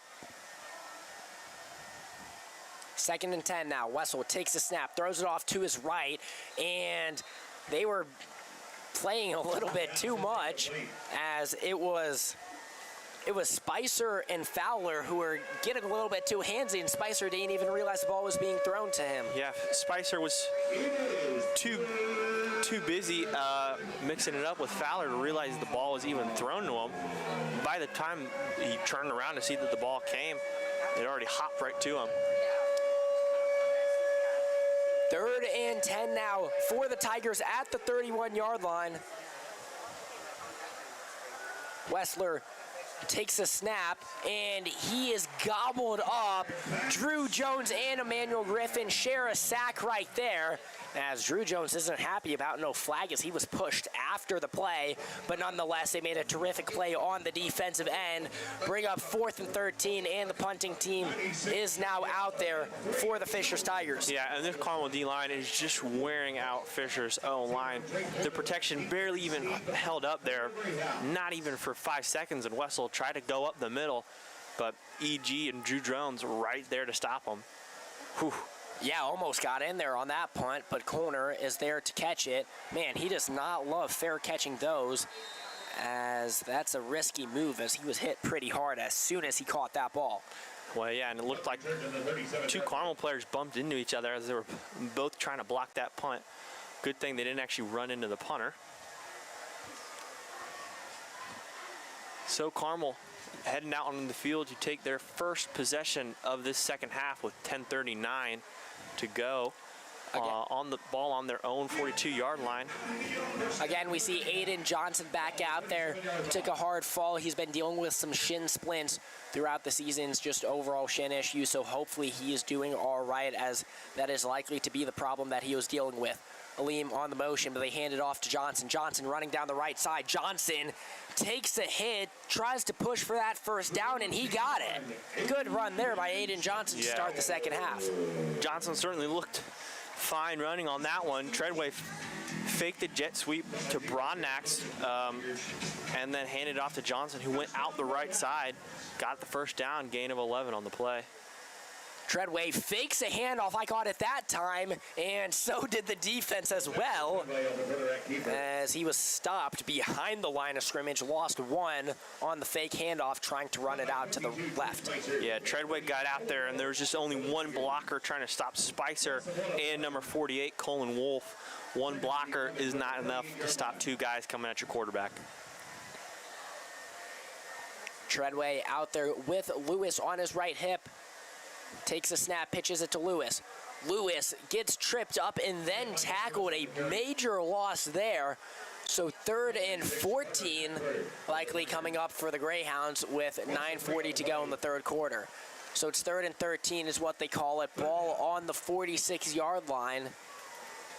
And a big-time 3rd and long for the Greyhounds, but certainly doable after what we've seen. I honestly, Treadway's likely to take a shot downfield, and that has worked quite well. The wide receivers out there are Chris Harris on the far right, Aleem Brodnax, and then I believe that is Aiden Carpenter on the far left. Aleem motions over to the left as well. Treadway takes a snap, throws it over to Lewis. Lewis crosses the line of scrimmage, running for that first down. He gets the first down and is eventually taken down out of bounds. A great read by Treadway.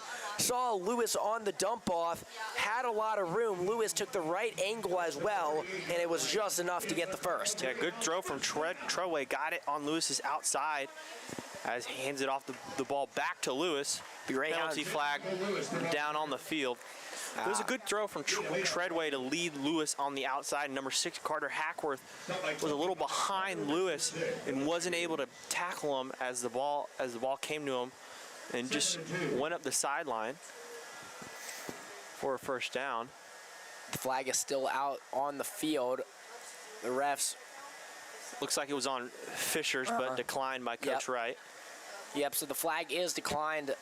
So honestly, that is pretty unfortunate for the Greyhounds, because they started to get in the swing of things again, moving a little bit faster, but this just slows down their momentum, as it was an illegal substitution. So all this does is just slow down the Greyhounds offense. But again, they line up ready to take a snap as quick as possible, as is Treadway. Hands it off to Lewis. Lewis, there's a couple defenders back there early, but he breaks them both, runs over to the right. And again, this is something we've seen so many times. Lewis is incredibly shifty, breaks off a few tackles, but sometimes goes a little bit too wide instead of forward. Yeah, he's so elusive. tries to get tackle up in the box, gets out. Lucky we only needed 1 yard there. Harris, his first catch as a Carmel Greyhound, as we have seen him get 0 reps as quarterback, but has been out there as wide receiver very often. And again, I just want to mention no gloves. We saw him drop one earlier, so maybe he needed gloves there, but again, I don't mind it. Just if you have good enough hands, you don't need them. Johnson takes a handoff, trying to punch it up the middle, but is stopped short, so this will bring up 3rd down, likely to be 3rd and 4. 3rd and 4 at Fisher's 20-yard line. Even if the Greyhounds don't get this, they're likely to go for it. But better safe than sorry, they're going to try to get the first down right here. Treadway, hard count. Looks over to the sideline.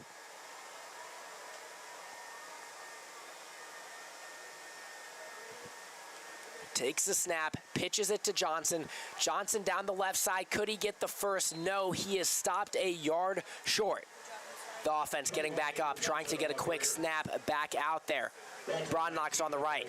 Harris on the right, Carpenter on the left, and Johnson in the backfield. Treadway takes a snap, hands it off to Johnson. Johnson up the middle, finds a hole. Johnson had a chance to take it all the way, but is stopped at the 6-yard line. Yeah. So another 4th down conversion for the Greyhounds. You can see the Carmel coaches on the sideline signaling for the team to go fast. And there it is, another handoff to Johnson this time. The defense was a little bit more ready for it as everyone crashed that center of the line of scrimmage and ended up tackling Johnson. Some more helmet problems this time for Fishers as Malik's helmet comes off. Treadway takes a snap. This time he's looking to throw, rolling out to his right side, makes a throw to Brodnock. Brodnock finds his way into the end zone. The Greyhounds now lead 33-0. Brodnock gets his 2nd touchdown of the night. Yeah, well, a good route from Brodnock and a good throw from Treadway. Brodnock caught it about 2 yards short of the end zone, but had to squeak in there just beyond the pylon to get that touchdown, his 2nd of the night. Xavier, you mentioned this earlier, and I want to emphasize on it because this was just a conversation between us two. But the music that has been playing in the stadium has been incredible. Just adds to the environment of Carmel Greyhound Stadium, adds to the energy. Yeah, we see it in a 2-point conversion we have for the Greyhounds, trying to make up for the extra point that got blocked earlier in the game. Treadway takes a high snap. He's trying to run for it, got tripped up from behind. So after 5 touchdowns for the Greyhounds, they only have 33 points, which is unusual. Yeah, well, and that play was kind of busted from the start. 2 Fishers players got into that backfield. Johnson had to come over and make a block. And then on the other side, a Fishers player got through. Treadway tried to take off and run, but just nowhere to go. But anyways, back to the high spirits. So obviously us 2 seniors now at Carmel High School, and we are surrounded by Carmel students all around, just all the renovations that this stadium has made. How fun is it to be a student at Carmel High School right now? It's really a great time, especially with all the incredible improvements that they've made to this stadium and this great press box that we get to sit in on the far right side. It's really fun. You get a great football team. You get some great media and WHAE and CHTV, and obviously Hounds HQ has been doing a lot of work on the digital scoreboard as well, which has been a lot of fun. The light show, the expanded student section, all of it is just perfect. And again, I just want to thank Coach Kevin Wright for bringing the football team back, as they had some struggles. But as soon as he was brought back last year, the Greyhounds go 9-2, and already to start the season, the Greyhounds are up 33-0, starting a season hot once again. And the Greyhounds, a lot of tackles there and some pushing and shoving down the field as well. But the refs let it go. Well, it looked like Cash was following a couple of Fishers players over there. Yeah. Probably talking some trash up 33-0. Yeah, the Fishers Tigers does not back down. This has been a rivalry that has been going on for a little bit, honestly, mostly in basketball, as the Greyhounds defeated them in the sectional championship, which is a highly heated game that Cash Daniels actually got ejected from that game. So maybe this is his get back at Fishers on the football field as they run up the middle. Stopped short, trying to run it was Hawkins. I guess it's a rivalry since they're close. I mean, Carmel's 7-1 against Fishers, but for football, not so much. For basketball, certainly is. Looking forward to that matchup again come winter time, but for now we are in football mode. But again, I do love Cash Daniels getting an opportunity to play a full game versus Fishers after only getting to play the first quarter in the sectional championship on the basketball end. Wessel out in shotgun to take the snap. A couple of players in motion. Hands it off. Running down the right side is Hawkins Jr. as they motion Hopkins and Cantwell over to the right side, trying to add some extra blocking on that right side, but the Greyhounds ready for it, absolute stuffing that line of scrimmage. 3rd and 3, a short 3rd down for the Tigers, but the Greyhounds defense has been phenomenal, especially on 3rd downs. So let's see what they could do. Right here, the Greyhounds lead 33-0, 5:50 to go in the 3rd quarter. The snap is taken, handed it off, getting stopped, unbelievable tackle. Getting in there first for the Greyhounds, number 26, Colton Reffitt. yeah, well, it looks like Fishers down 33-0, elects to keep their offense on the field. 4th and short here, 4th and 1.5. 4th and 1. If they do not get this, although it's only 4th and 1, they are on their own 32-yard line. So a big time play here for the Greyhounds as they are bringing some pressure. They hand the ball off, trying to hurdle over them, but absolutely stuffed. Drew Jones says no. Well, and it looked like the running back tried to hurdle a couple people in that pile maybe, and Drew Jones came up and pushed him back 2 yards. Fishers has just been shut out on offense almost completely tonight. Only gotten past the 50-yard line one time before they turned it over. Then again, we saw the lights flickering on and off after a big-time stop. So the Greyhounds get to take the ball at the 32-yard line, set up the offense pretty well, and Xavier, look at who we have at quarterback. Chris Harris out there to take his first snap at quarterback for the Carmel Greyhounds. Takes a snap, fakes a handoff to Knott, and he's running down the right side.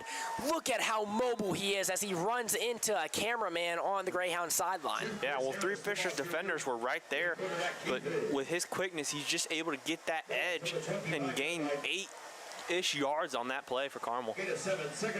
Harris takes a snap, hands it off to Knotson. Knotson finds a hole up the middle, jukes a defender, running down the right sideline, is eventually taken down at the 4-yard line. Great run by Maddox Knotson.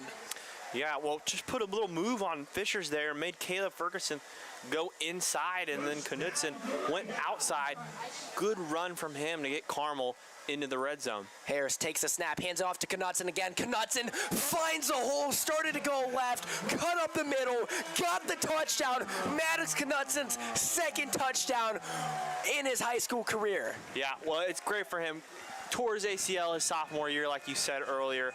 Didn't play all that much last year, but with Gilmore being down, Johnson maybe a little dinged up, and this already being a 39-0 game, good for him to get back-to-back great runs in. Greyhounds lead 39-0 and a chance to make it 40 after the extra point. The kick is up and the kick is good.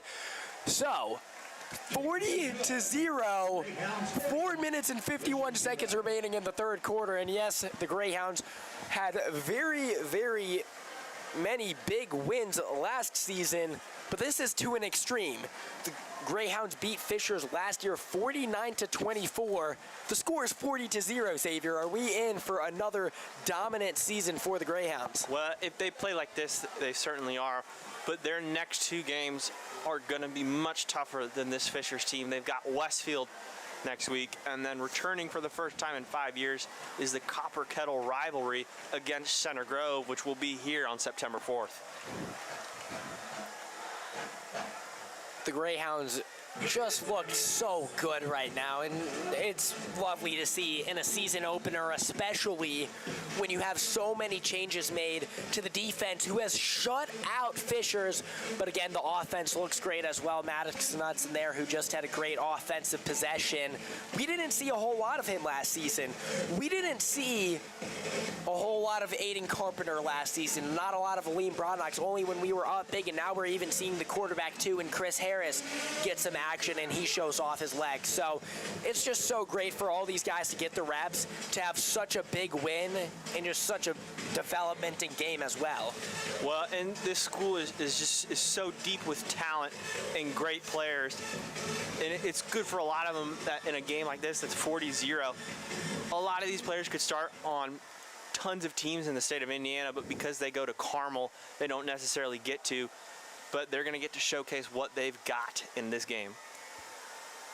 Fishers trying to return the kick, taken down at the 26-yard line. Skelton, the returner. As a few whistles are blown, this game has gotten a little bit chippy. Fishers talking a lot of trash for being down 40-0. It's an interesting strategy. A lot of trash is typically talked against the Greyhounds. Again, that could just be a part of high school students being high school students, as you would see that in very many games. But the Greyhounds talk some trash and they get it right back at them. So a team that everyone loves to beat, and even more so now that they are a top 5 team in the state. But the Fishers did not come ready to compete. Wessel takes a snap, hands it over to Skelton on the jet sweep. Skelton breaks a couple of tackles, pushing for the first down and pushed by some blockers as well. That play honestly worked quite well for the Tigers. Skelton came from the left side, motioned over in front of Wessel. Wessel handed it out in front. Skelton took it, continued his way down the right side, found a hole, and pushed his way through defenders after contact as well. It is a Tigers first down. 3 minutes to go in the third quarter. The Greyhounds lead 40-0. Wessel takes a snap, hands it off to Bonds. Bonds spun around Smitley, but got smashed by Sean Garvey as Garvey goes over, gives Smitley some dap as he was the one who set up the play. Yeah, Smitley came over, looked like he sort of turned the running back a little, and then Garvey came in and cleaned it up. Yeah, that did not send him to the ground. Bonds looked like he hit a wall.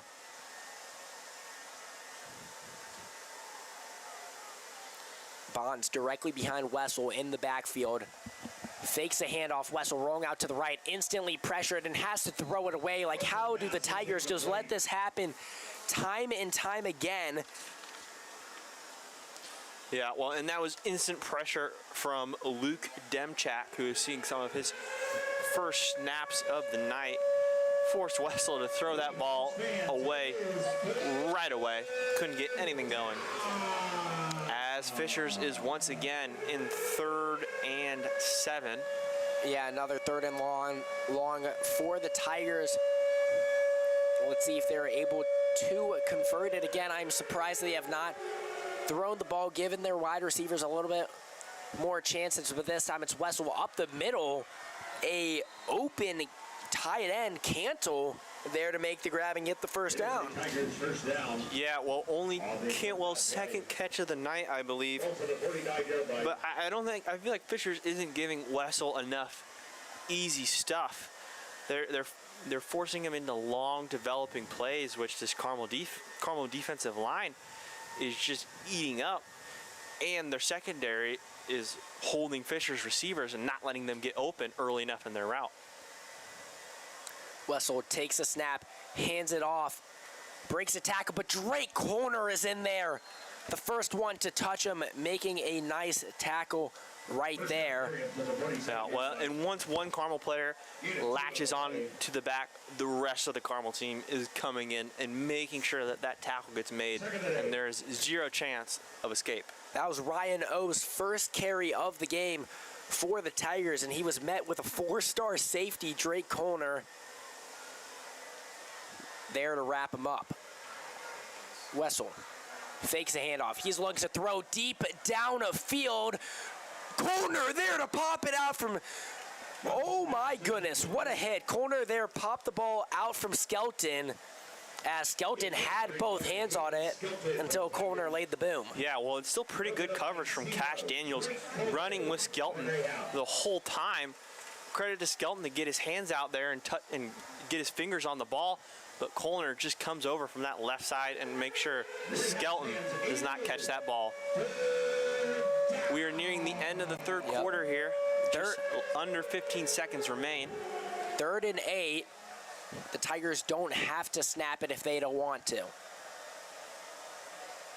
2 seconds left. Looks like they will just take this down to the 4th quarter. Think over their 3rd and 8.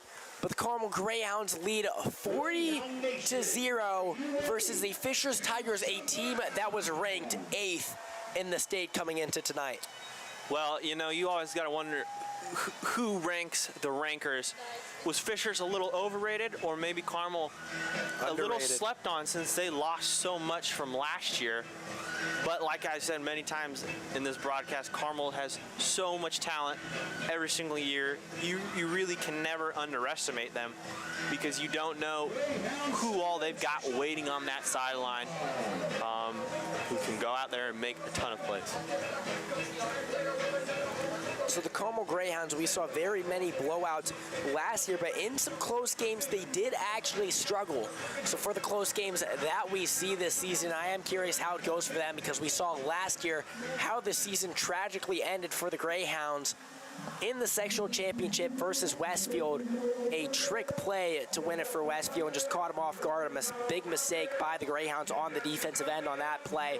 So again, just a chip on the shoulder for the Carmel Greyhounds and the players that played last year.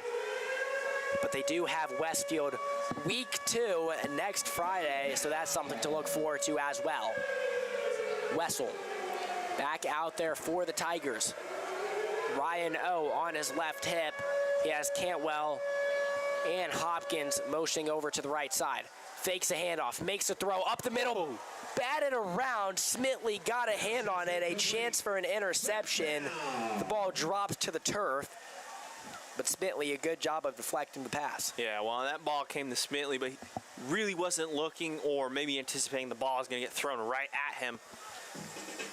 Didn't react quick enough to be able to catch it, just knocked it down. That'll go down as pass batted down in the stat book. It's 4th down. 4th down, 4th and 8 again, because again, they are going for it on the 4th and long. Throws the ball deep downfield, and it is intercepted! Intercepted! Drake Colner trying to return this one, working his way through some defenders. He has some room to run. Colner eventually taken down, but that is what he does.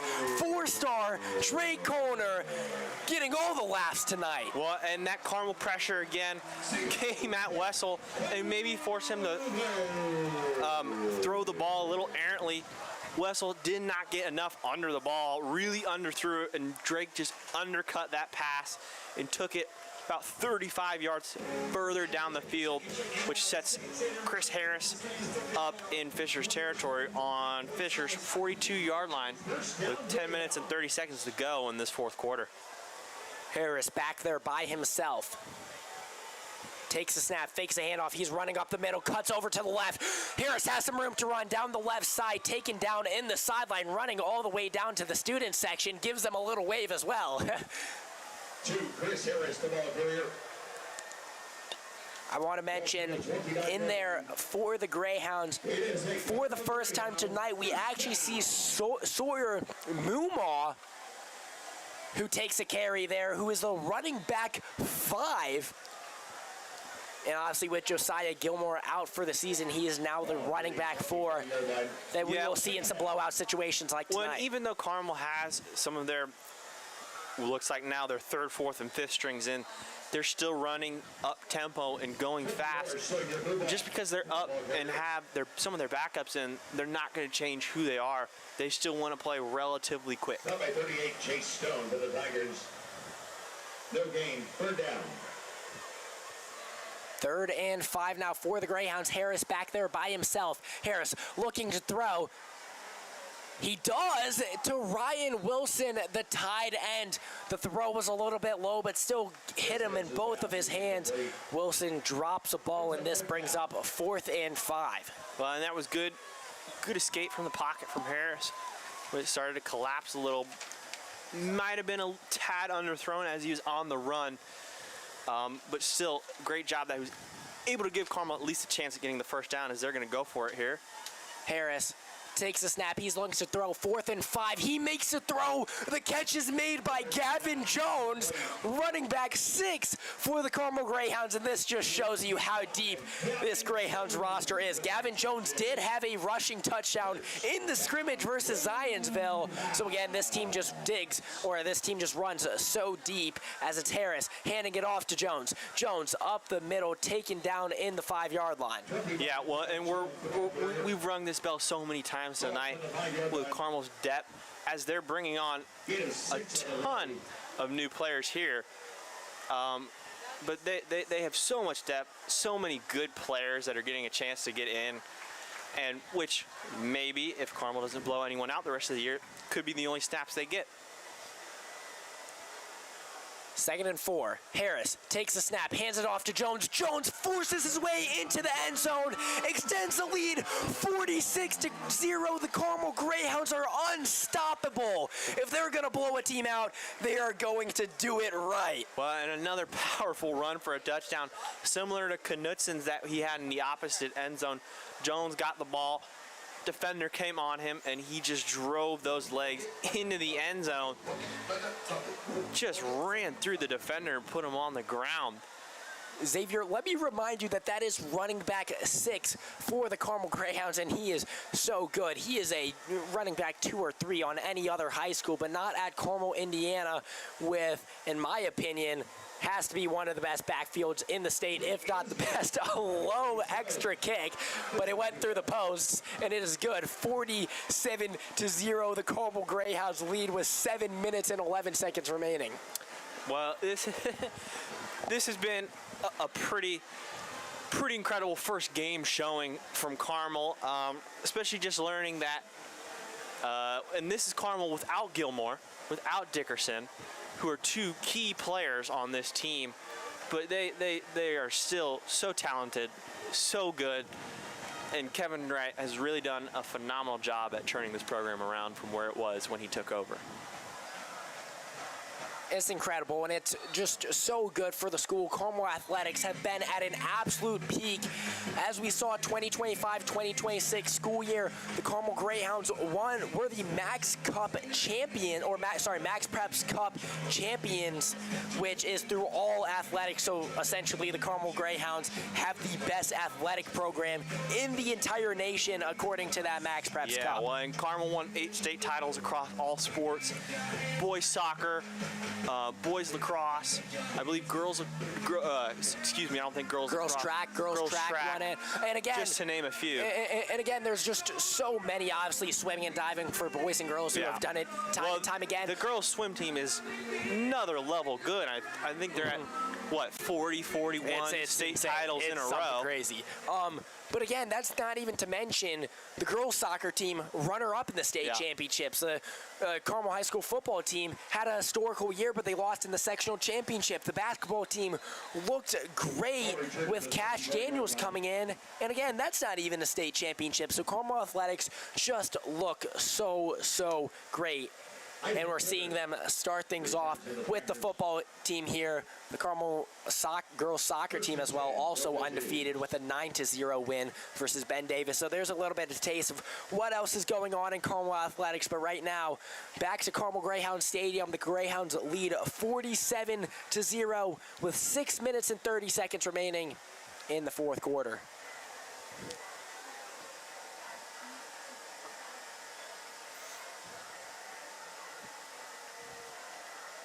Breaks a tackle, running down the left side, but eventually taking down from behind. A great tackle there.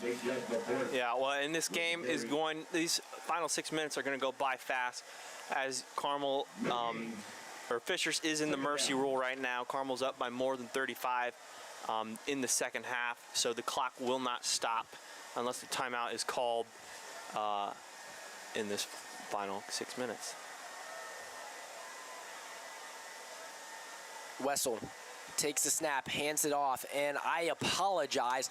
That is not Wessel out there. They switch up their quarterback for the first time tonight. We now have Luke Nydrack out there for what is likely to be the final possession. 3rd and 10. Nydrack out in shotgun. Looking over to the sideline in the backfield again. These are all mostly backups now for both teams. Back there is Khalil Tolles. Obviously, Fishers being down 47-0 is taking out their top guys. No, it's not worth it to really play any of them.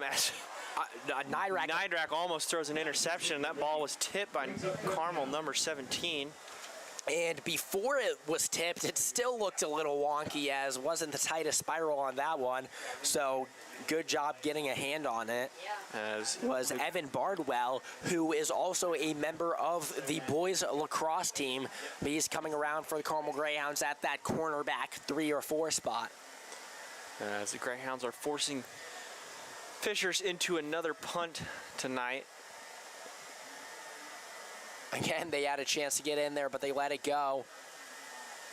Lets the ball bounce out of bounds, so the Greyhounds will take it once again at their own 45-yard line. As this game has been sheer dominance, and the Greyhounds have a chance to put even more points on the board. Well, as we've seen, we saw this team with Kevin Wright last year. They're at 47-0. There's 4 minutes left.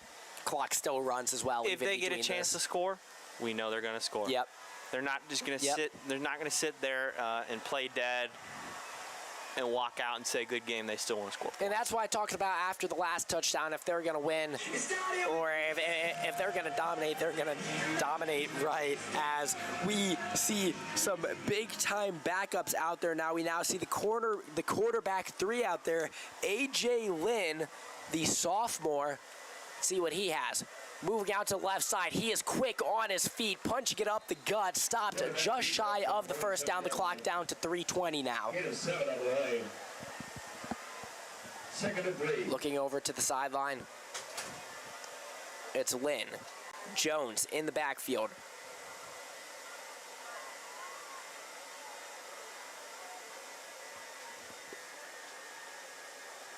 Lynn takes the snap. Hands it off. Jones working his way down the left side, taken down at the 40-yard line. The clock runs down below 3 minutes now. Such a young core out there right now, as we talk about Lynn, who is a sophomore. Gavin Jones, who is a junior. We also see some freshmen out there at wide receiver as well. So, and a high snap taken, running down to left, runs out of bounds. Quarterback keeper. As the clock is now down to 2 minutes and 20 seconds. 2nd and 7 now. Let's see if the Greyhounds can put up some even more points.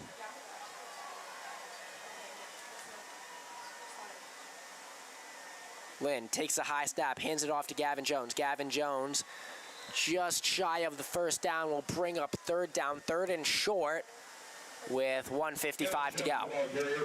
Well, it's been great to see Carmel clean up some of the miscues that they have. Still a couple of bad snaps, which can easily be a resolved thing, but got rid of the stupid penalties as Lynn throws his ball out wide. That's Luke Brown, the senior wide receiver, catching it. But this will bring up 4th down as he is unable to get the first. 1 minute remaining. Despite the Greyhounds being up 47-0 and a 4th down opportunity, yes, the Carmel Greyhounds are going for it. I want to see a long shot out of Lynn here. Well, we just said it a couple minutes ago. We know they're going to keep, it's all gas, no brakes for Carmel. Lynn. Couple hard counts, play clock down to 10 seconds. Looking over to the sideline. Talking to his line. 1 second on the play clock. He's not going to get the snap off. Delay a game for the Greyhounds. The clock now down to 40 seconds as it continues to tick. Yeah, well, and it doesn't look like Fisher's with this clock running is going to get the ball back. 4th and 8 here. Let's see what happens. I still want to see Lynn take a shot. Of course. Just for the fun of it. But we might not even run a play. That delay game might have been intentional. As we're just going to keep taking delay games because the clock will keep running. But no, he sets to take the snap. He does. Lynn hands it off, running down the left, taking down the clock. Strikes 0-0-0. So the Carmel Greyhounds win the game 47-0. Absolute dominance for the Carmel Greyhounds. And are the Carmel Greyhounds back or what? Well, they're showing offensively and defensively in this game. Certainly looks like they're back and ready to contend in the 6A class. Absolute dominance, and it's so fun to see from the Carmel Greyhounds after having such a dominant season last year, but still have that bad taste in their mouth after the game against Westfield. It's fun to see them start the season with a 47-0 victory. But I've been Brendan Melby alongside Xavier Knott. Don't go anywhere because we are going to do one final post-game show to wrap up what has been such a fun broadcast.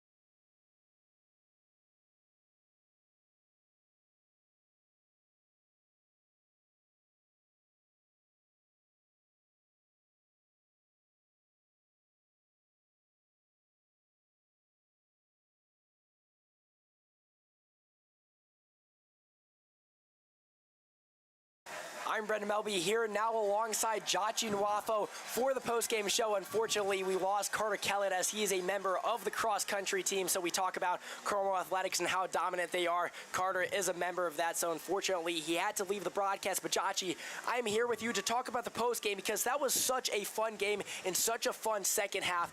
What did you see from the Carmel Greyhounds? Because it was an absolute dominant performance with the Greyhounds winning 47-0.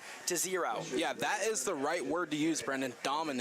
This was practically the perfect opener that Carmel could have asked for. I mean, from the start, like we said, with the bizarre play with Mike Lewis and Aiden Carpenter picking it up, taking it to the end zone, it was just dominance from there on out. And Treadway, I was really impressed from him. Wanted to see what he was going to do in this passing game in a run-heavy offense, but we saw him make a lot of good throws, a lot of good tosses, and he played very well.